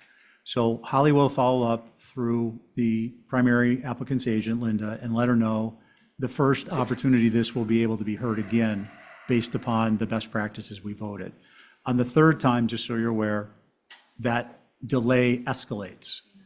And it's not to be punitive, but again, it's just to kind of establish boundaries. It's not on you, it doesn't reflect on you, just giving you the information. And to be clear, you're asking to have this held until it can be heard again. Well, in light of what you're saying, I'm happy to present my component of this application, let the abutters be heard with the intent of that. I'm not versed enough on the architectural component of the pool locations within the deck. I'm happy to bring myself up to speed and speak to that, but I would like to at least have that not be the penalty and potentially come back on Tuesday. So if that means I have to make a presentation, I we think hear the that's a abutters. wise decision, Paul. And we treat it that way. I'm Okay. happy to proceed under that premise. All right, and we'll do all the heavy lifting for you. Okay, I appreciate it. Okay, so let's move forward on Okay. this because there are actually a number of abutters who are interested in speaking on this, and they've been waiting for a while. Okay. And so, just to be clear, we have 3 applications in front of us at 2, 4, and 6 Mariner. I'm sure you're aware of this. The board on all 3 is myself, Stephen, Abby, Diane, and Val. And so why don't we begin with 2 Mariners Way? Okay. With the permission of the board, if I'd like to, at least on my first initial presentation for 2, I would like to speak to 2, 4, and 6 in its entirety with regard to why we're here Okay. and what transpired at the Conservation Commission. Oh, okay, now, so And I want you to keep something in mind, Paul. So right at the moment, I think we would all appreciate if you took off the Concom hat, because we understand the issues of the elevated floodplain, all that. Okay. We do get that. That has been discussed. That is not necessarily germane to what we're reviewing. What we're reviewing is visibility from a publicly traveled way. Okay? That's Okay. kind of what we're all about here. Okay, so let's Thank you, start with Paul. number 2, and you got me for the HDC tonight. Okay. So the Paul Santos, on behalf of the applicant Doherty ACK LLC, who is the property owner and applicant for 2 Mariner Way, which you see before you on the screen. So 2 Mariner Way was a pool that was approved by this commission. In fact, there is a certificate of appropriateness dated 4/18/23 for a pool located at this location. It is my understanding that the pool at that time was approved with the caveat that the pool is not visible at time of inspection or thereafter. Correct. Which is how the certificate of appropriateness read for this particular pool. The pool at that time was approved within the deck. This application before you tonight amends that certificate of appropriateness to ask for a pool still within the deck of 2 Mariner Way, yet the revision itself entails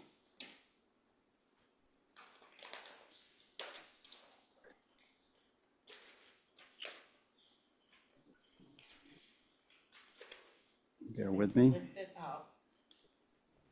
It's not in set anymore.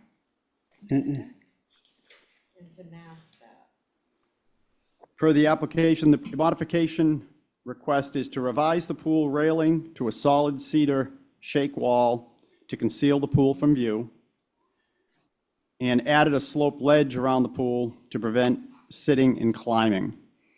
That plan that you have before you, the detail on the upper left depicts the sloped edging for the pool location. The detail on the right depicts the pool location as it sits within the deck itself. You'll notice in this particular case, the pool is elevated above grade. That is a function of the Conservation Commission approval, in which, because the lots are located within the flood zone, they were looking for the passage of stormwater flow beneath the pool. So the pool itself will is going to be sitting on a subsurface foundation or a footing. The corners will be elevated on a pier, and the rest of the pool will have a open area between grade and the bottom of the pool itself. The detail on the very bottom there, or the elevation of the building, depicts the pool within the deck itself and shows the screening component of the railings or the surround within the deck. If we go back to that initial site plan, which is the site plan that shows the location of the pool, you'll notice you have Mariner Way coming in the east-west direction. The pool itself, you'll notice, is tucked in the back corner. It's shielded from both roadways, and it's located within the confines of a proposed deck. Again, the provision that the pool cannot be seen from a public way now or thereafter, I guess that was the original certificate of appropriateness, does apply for this particular case for the pool for Lot 2. That's the extent of my presentation for tonight, and I'm happy to answer any questions that you or the board may have. Well done. Okay, Holly. Thank you, Mr. Chair. So I'm going to review on all 3 of them together.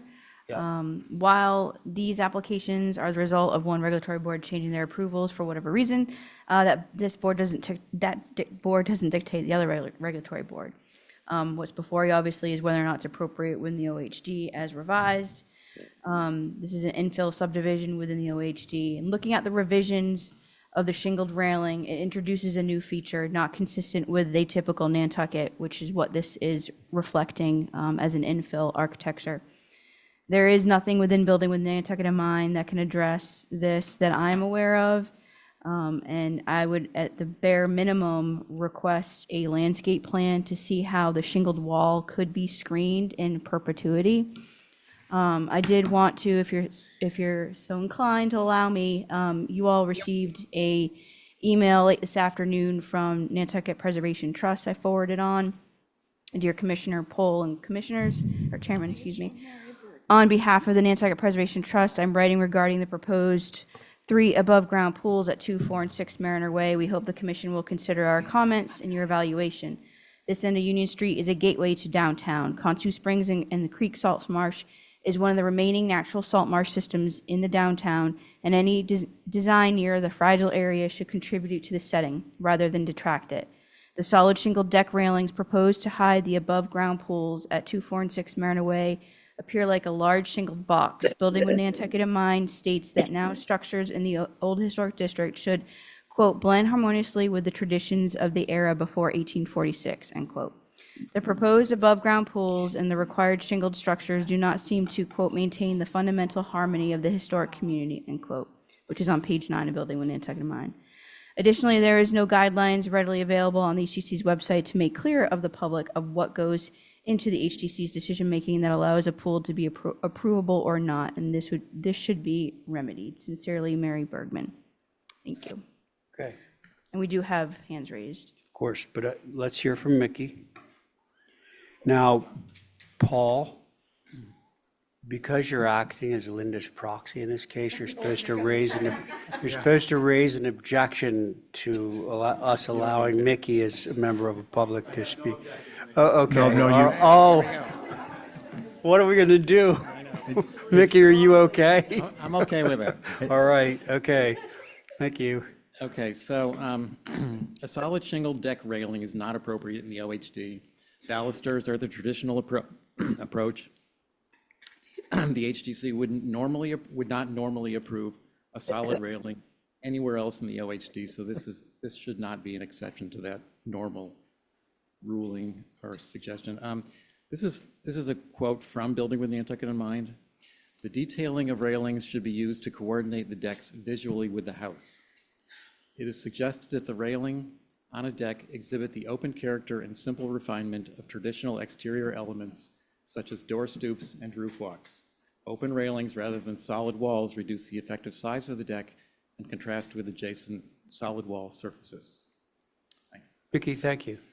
Okay, now I'm going to open it up to public comment. I believe there's no one in the room who's speaking on this other than the people that have already spoken, right? What? But she's on Zoom. Yeah. Okay, so Amy, it's your turn. Thank you very much, Commissioners, for the opportunity to speak. To remind you, my name is Amy Cohane, and my husband and I live at 76 Union. I've been representing 9 other properties in the direct vicinity for the past year that are opposed to the pools at Mariner Way. I spoke at the January 16th meeting, and I'm here to just highlight some points from my recent April 22nd letter. I'll start with, wow. The construction of the 3 houses in the guest cottage at Mariner Way is well underway, and there's not a person who walks by or drives by that does not gasp for air in response to the scale of the 4 structures in this venue. I've gone back to listen to the HCC meetings from 2022 when the Mariner Way developers presented the plans for the 3 houses plus a garage apartment and first introduced the pools. And by the way, we abutters were not notified about these proposals, or we would have shown up. But back to the 2022 HDC meetings, we heard over and over from you, Commissioners, your focus on appropriateness, that this area was the gateway to town, that you were concerned about the massing, that these homes should respect the character of this part of town where the houses are less formal and smaller in scale. I mean, 82 Union Street, the entire house is just over 1,300 square feet. 2 Mariner Way is towering over the other homes on Union Street. In the October 18th, 2022 meeting, Ms. Williams said, quote, They look a lot larger than they are, but if you look at the footprints and the scale at the ones at 1 and 3, this is within that, if not smaller. That is just not true. These houses look bigger because they are big. 2 Mariner Way's ground cover is larger than both 1 and 3. In fact, 2 Mariner Way's ground cover is almost 20% larger than 3 Mariner Way. Well, the houses are a done deal. We get that. But the Concom required the pools to go above ground, and now the HDC has an opportunity to rethink the appropriateness of not 1, not 2, but 3 pools being wedged into this neighborhood that is beloved for its natural beauty and tranquility. These plans are most definitely claiming excessive outdoor space. There was over 45 minutes of heated discussion about these pools at the January 16th meeting. Almost every commissioner voiced serious concerns about the possible visibility, about the now above ground pools, and about appropriateness. The developer was given very clear instructions. Uh-oh, sorry about Buttercup. Bear with me. Sure, I think that's what she Hold said. on. An animal of some sort. Thank you. The developer was given very clear instructions from the HCC to supply more specific details. So we were shocked that they brazenly went ahead installing footings for the 3 pools in March without coming back to the HCC. To the neighbors, this brazen move is representative of how the developers tried to bulldoze this project through. It wasn't until after I alerted the HGC and the Concom with my hair on fire about this brazen move that the developer finally came back with modifications to address the HGC's concerns from January 16th. So here we are. Regarding visibility, Holly just read Mary Bergman's concerns, and we appreciate that. But in addition to the visibility issue not being properly addressed, the appropriateness does remain an issue. We know appropriateness matters to you, commissioners. Just last week, this is really important. We neighbors were shocked to see that what has continued to be labeled as a garage apartment at 4 Mariner Way, literally what you're looking at above, it still calls it a garage apartment. So we're looking for the garage door, and there's no garage door. So I wrote to Holly to alert her, and she wrote back the following on May 16th. Quote, the HDC didn't see a garage structure appropriate within the OHD context of this infill subdivision. If a garage is not appropriate, commissioners, how could a pool be deemed appropriate? Where is the historical precedent for a pool? Commissioners, you have the right to opine on appropriateness as you did with this garage and as you did on Mill Hill in 2021. Your decision to deny a spa on the basis of it being inappropriate was challenged by the developer, but the select board supported you. Please have the courage to do the right thing here. We're counting on the HDC to uphold values stated in the building with Nantucket and support the building that contributes to the feeling of the land versus disrupting it. One final thing.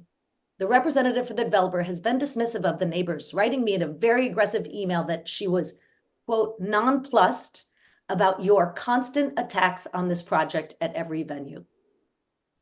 Our legitimate concerns are not attacks. We live here and we care. And we have the support of the Land and Water Council, the Nantucket Preservation Trust, and the Historic Structures Advisory Group. If these pools were to be approved, we will not go quietly. We would appeal with the support of these well-respected organizations that are dedicated to the preservation of our precious island. Thank you for letting me speak, and a giant thank you to Commissioner Coombs for her years of brilliant service to our island. Thank you, Amy, particularly the last part. Okay. Ray, Is there anyone else? can I say one thing that should go out? I'm not giving my opinion yet. But it has never been mentioned or recorded on this project, and I have been asked about it several times, and have finally, I think, gotten it straight that Linda Williams serves on the Concom. Oh, hey, Diane? Yes. Okay, let's not go down that avenue just at the moment, okay? I heard what you said earlier. I'd rather not have that roll into this particular discussion. No, I know. It's a fact, not, No, I'm aware, but so let's hold that thought. Now, Holly, did you have something you wanted to say? Oh, another hand raised. Okay. Other hand raised, if you could identify yourself for the record and you'll be heard. John Hartig, 76 Union, and a butter. Okay. Yes, appreciate the opportunity to speak, and I want to say thank you again to the team who've raised serious concerns.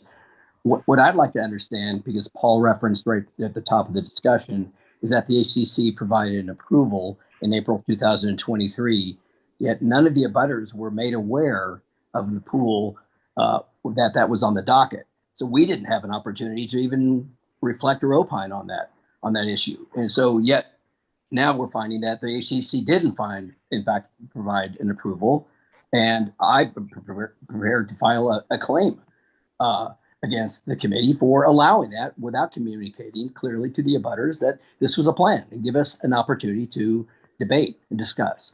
Can we get some proof of that letter going out, because none of the abutters received anything in the mail to communicate? Well, so a lot of people are unfamiliar with the rules of who gets notified as abutters.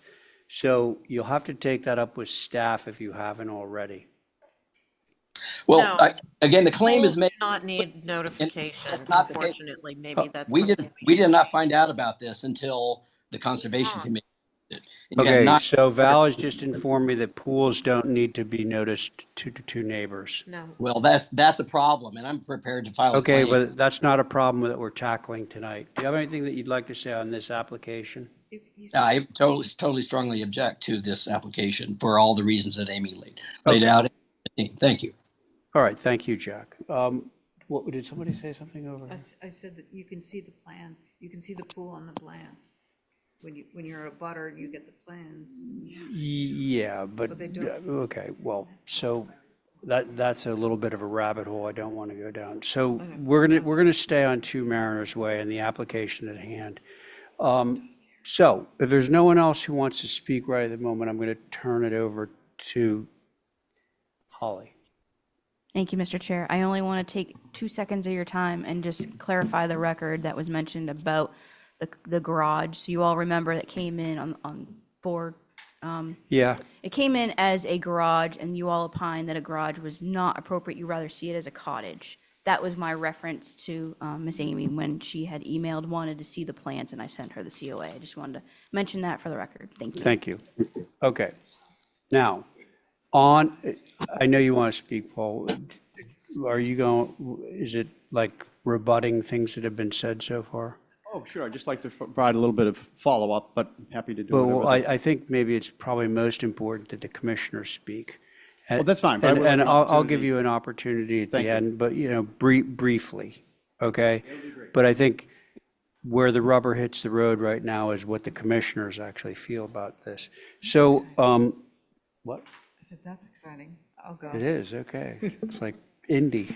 Okay, so Abby's going to start it out. I'll kick it off. She's going to break the ice for us. Well, so I was thinking about this because now the pool that's presented now, it's a different pool. It may be the same, size, but it's a different configuration. And so I'm not sure that this doesn't need to start again, the whole application for the pool. The shingling, the wall is just inappropriate in this neighborhood, and it's already been said. So those are my 2 points. Thank you. Okay, Abby, thank you. Who's next? What intrepid soul is next? I'll go. Up, Diane. If I didn't say that you were intrepid earlier in the evening, I'm going to say it now. It is 2 Mariner Way is it's the beginning of the HDC, or excuse me, the OH, the Old Historic District. And it is grandfathered. When I went to Holly, she said it was grandfathered. I tried to get what the definition of this particular place is grandfathered in, but maybe it could be developed. But pools in the Old Historic District are not allowed, grandfathered or not. It doesn't say all but grandfathered pools. and I have mentioned this on every time that it has come up, that whether something is grandfathered, does that give the developer the right to destroy the old historic district? This is the very beginning. You come from the pond and the little old house that's at the corner and the other one, and then there were a whole bunch of little tiny sheds that were mostly scallop sheds that then developed into a shed with another shed, so it had a little room for the family that lived in the area. And then the antique shop, which was in front, but it was all in keeping with the area. And I think it's up to us to look at it in such a way, and with people who live around it and the people who drive down Union Street and past the old historic district beginning. And the size of the houses are supposed to be in keeping with the streetscape, and they are not. And that is a concern to me. I've tried to get them reduced, and this when I got told it was grandfathered. So I am very interested in seeing what can be done to make them fit in better with the beginning of the old historic district for downtown Nantucket. I would like to see this reduced. I would like to see the pool removed as it is seen above the ground, and they are not supposed to be seen above the ground, whether they're in the flood zone or not. When something's in the flood zone, you have to deal with that. You don't build up walls to make it impervious to the flood zone. So that's what I feel about Mariner 2 Mariner. Okay. Yes, Diane, thank you very much. The approved thing has to do with the zoning freeze that was put in effect at the time that this property was subdivided, but I don't think that alters what your sentiment is about the pool. So got all that. Thank you very much. We have Val and Stephen yet and myself. Who would like to go next? You want to go, Val? Oh, Okay, I'll go. You're so polite. This has been an application that's, I think, when did we originally hear this? Like a year and a half ago? For me to make any intelligent decision, I need to see the prior existing approval and documentation, and I think that should be just as a matter of policy. I believe it is something that's required, so I'd like to see that in the next packet with the original, this application and the original approval and the minutes from the original approval and the hearings to date. That's kind of where I am with this. Okay, so you need some more information Specific, yeah. before you can move forward. Okay, very good. Val? That's actually really a smart idea because this is really a revision to a previous COA. Please don't accuse me of that. So that is a great idea, just to see what first came in and what didn't. I do want to just clarify something. I understand the frustration of the neighbors. We do not presently have a policy that you have to inform your neighbors when you're putting in a pool, and maybe that's something we'll address as we go along here, tightening up our processes. But I believe, and somebody correct me if I'm wrong, when the houses came in, there was always a pool shown on these footprints. So at that time, you were probably notified because the houses were so big, if anything over 100 square feet in this area needed a butter notification.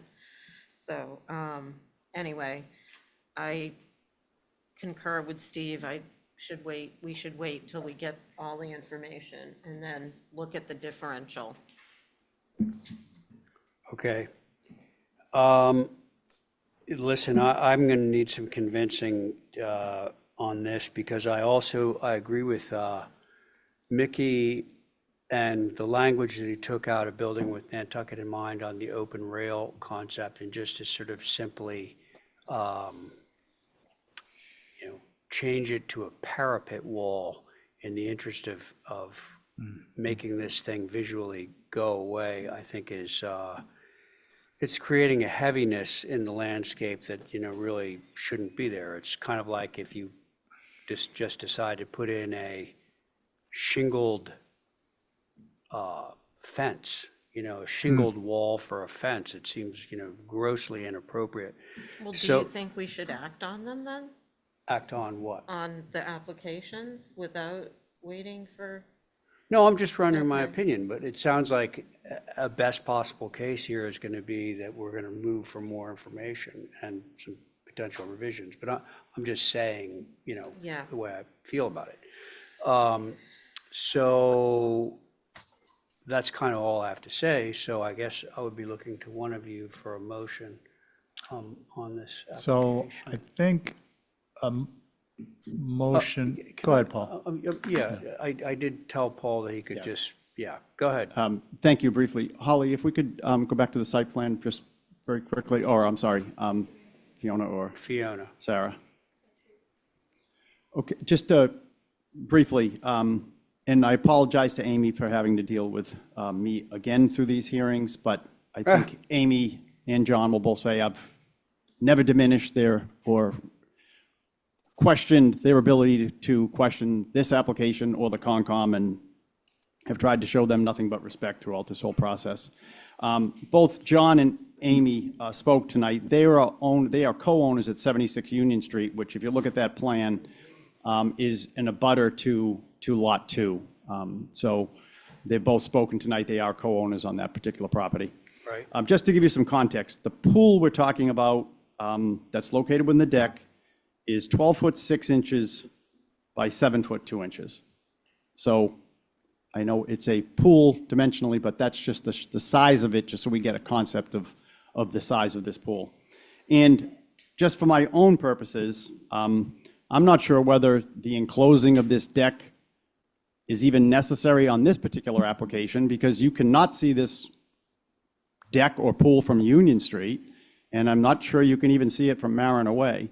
Now, Mariner Way is a one-way, so when you're coming, you can only go into Mariner Way, taking a right from Union Street and driving to Washington Street. Whether you're walking up, you can see it, but you can educate me on what's visible, what's not visible, but I'm not sure this pool is even visible, whether or not you have to enclose the deck. All right. That's the extent. I respectfully ask for this to be continued. It's going to be continued, Paul. Now, that information that you just gave us would have been helpful at the front end of the conversation, but, that's, I'm learning. anyway. That's all right. You're a quick learner, too. Yeah.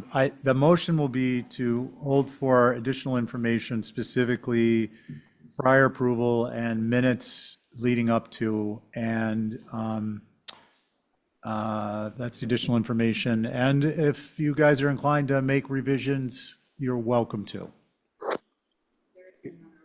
Oh, I'll hold my motion if you want to Okay, entertain we're going to it. hold the motion that's on the table for the third, sorry?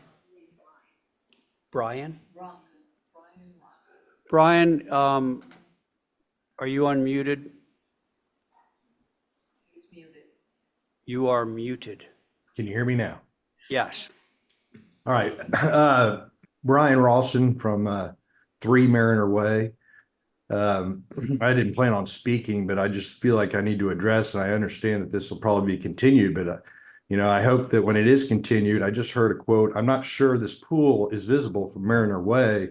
That's not very convincing or compelling. And I'll point out from this picture right here, the entire front of my house, every window, if you draw a line from my window, and if you can see where 3 Mariner Way is, it's the second one on the right side of Mariner Way as you travel in. If you draw a line from the front of my house to that pool at 2 Mariner Way, I promise you we can see that pool. And I'm now hearing for the first time that there's going to be some sort of structure, wall, shingle, something that is going to somehow block that.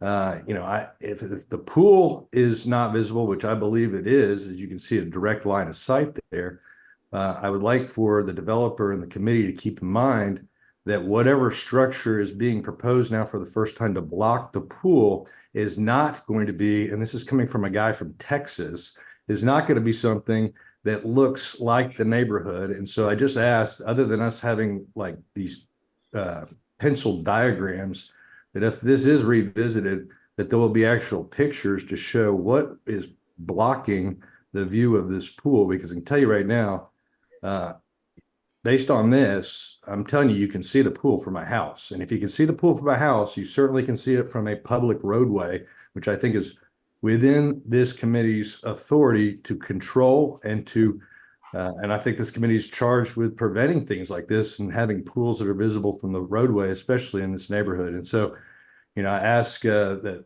both the developer and the committee keep that in mind. In addition to that, I heard earlier, none of us got notice 2 years ago. I just got involved in this a year ago in some other committee.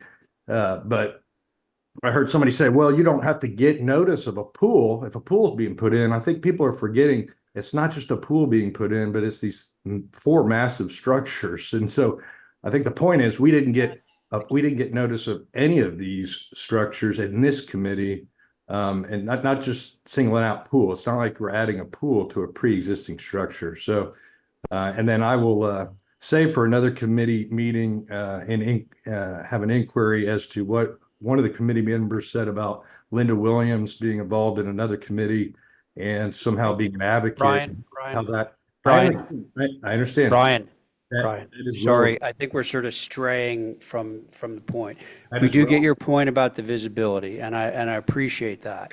But we actually do have a motion on the table, which is going to continue this, all right? So why don't we just act on that, and there will be other opportunities to speak your mind, okay?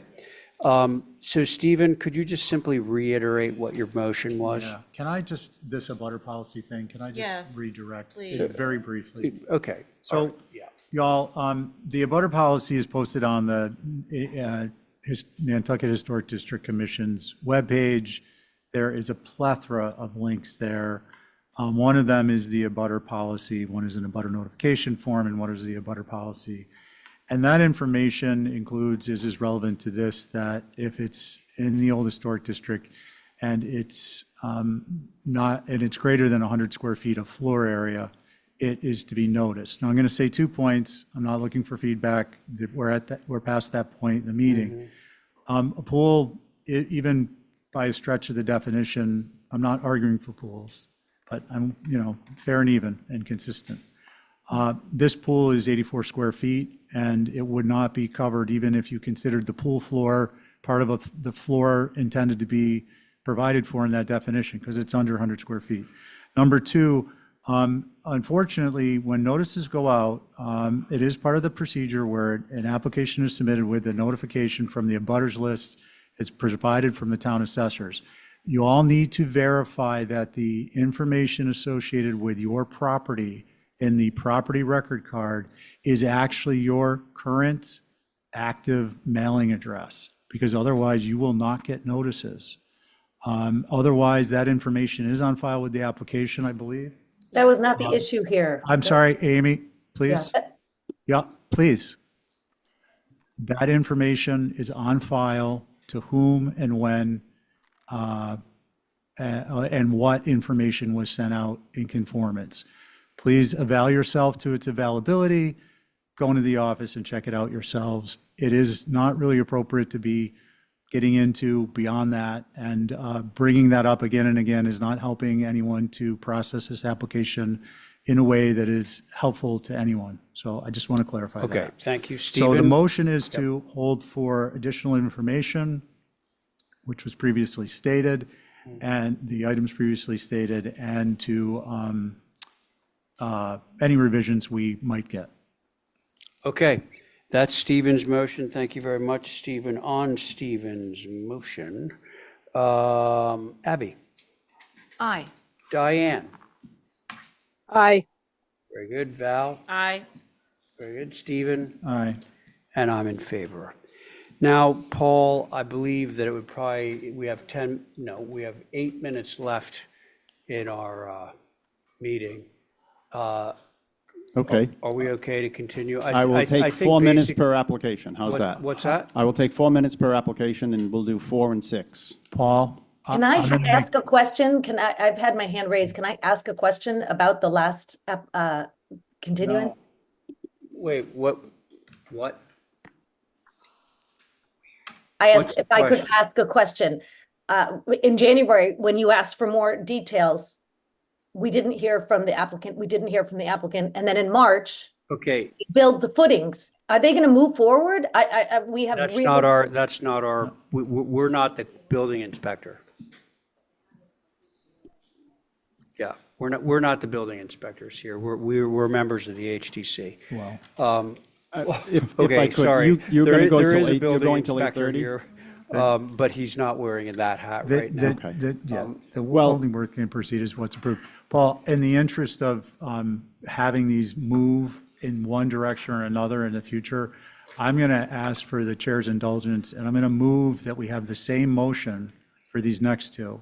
Because fundamentally, having the information we require to look back and have context is going to be more important than anything we can discuss in 4 minutes per application tonight. And I mean no disrespect to you, No, I appreciate that. My only point would be, obviously, based on the tenor and tone of the discussion tonight, I mean, I think we need to establish a record for each particular application. So I would ask that if this is continued, I come back and make a full presentation for 4 and a full presentation for 6. Yeah, we're going to take, I'm going to ask for the chair's indulgence. We are going to open each of these and we're going to move because the materials are substantially and materially the same for the same motion we just made, because we are not even going to get through the first abutters comments otherwise. So that's the most efficient way for everyone. We have the information in front of us, including the abutters. Everybody's refreshed and we can move forward in full at the next hearing. Okay, I agree, and I appreciate that. Thank you. Okay, yep. Is that Stephen, acceptable? You asked for it and you have it, so go ahead. Make a motion to hold for Mariner for the additional information as previously described for number 2 and revisions. Okay, that is Stephen's motion on 4 Mariner Way. On Stephen's motion, Abby, I'm an aye. Diane, Aye. Val, Aye. Stephen. Aye, and I'm going to make the rinse and repeat on, I'm in favor, by the way. oh, thank you, Okay, Mr. Chair, yeah. sorry, on 6 Mariner Way. Okay, okay, that's for 6 Mariners Way, same language. On Stephen's motion for 6, Abby, Aye. Diane. Aye. Okay, there's Aye. Diane, Val. Aye. Okay, Stephen, Aye. and I'm in favor. Okay, thank you, everyone. And now, with the few minutes we have remaining, hey. Thank you. Luke, sorry. Sorry, friend. I know. This is what happens. We are. We need a moment or two of silence to say goodbye to our friend Diane. Yeah, I'm sorry, friend. We had to contend with a really unusual situation at the beginning of the meeting, so that took up a hell of a lot of time, sorry. Yeah, but it was, I think it was a necessary conversation, really, I do. Can I lead in? What? I'd like to lead in. Yeah. On Diane, thank you, Diane. Oh, please. Diane, I haven't prepared a statement, but I will. I wanted to thank you. You have been a big help to me over the years, and I used to tell you that you treat me like a son. You either yell at me or you give me the silent treatment. And that was heartfelt and genuine. But I do appreciate all the guidance you provided and your feedback, and you will be missed, but you will be in our minds when we're sitting here at the table. And Thank you. Well, and hopefully in the audience too. Yeah. And you'll see me when this comes up again as an audience. All right. I warn you. And you turn on your microphone. Thanks again, Diane. Diane, thank you. Thank you for all those good years. Love you. Thank you. Thank you all. Okay. Miss you. Diane, we'll be having a party in the fall. All right. I'm up Sometime, for we're it. figuring it all out. We've employed your daughter to help us out. Ah, And granddaughter with the cupcakes. Yeah, right. yes, she's pretty good. She's was very great. good.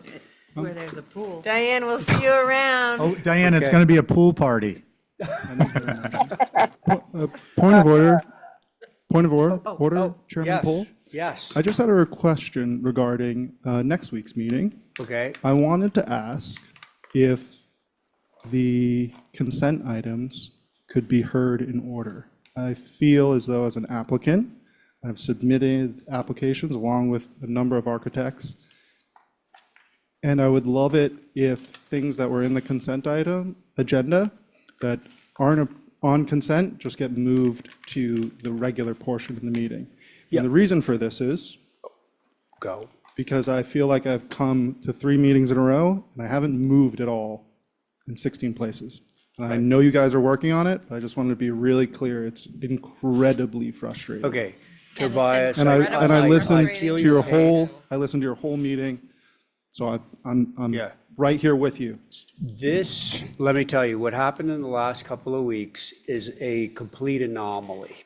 And I think that we as of the first hour of this particular meeting, we ironed things out to a point where we have agreement among, I think, everyone, pretty much, on the temporary solution that is essentially the same thing we've been doing all along. So if you get on consent, we apologize for the consent agenda that never got approved last week and the one that sort of got sparsely approved this week. But that's not a pattern. That's something that we're definitely not going, we're going to ensure never happens again. I'm on the same page as you, Chairman. I just really so psyched that consent is consent. Let's get it done in 10 minutes. Thank you That's so what much. we want. Oh, hey, Tobias, I think there's a certain someone who would like to, Diane? Diane, are you still there? Yes. Okay, Tobias has something heartfelt he wants to say to you. I think it's a, Okay. I Okay. think you're a great Tobias. testament. Huh? Diane, thank you so much for all your years of service as a former member of the Select Board who got to work on so many applications with you. Thank you so much for all your service. Well, thank you. Thank you. Thank you, Toby. I have known your family for years and years and years, as you know. So, and I think your job, what you're doing with solar panels is, Thanks. I had a hard time adjusting to them at the beginning, but I think you've done a very good job. And I'll Well- be around. Well, I like, the fish is tough. I like beef myself. If Tobias, anybody needs um, any help, let me know. Okay. you. Should we approve any minutes or are we calling on John to adjourn?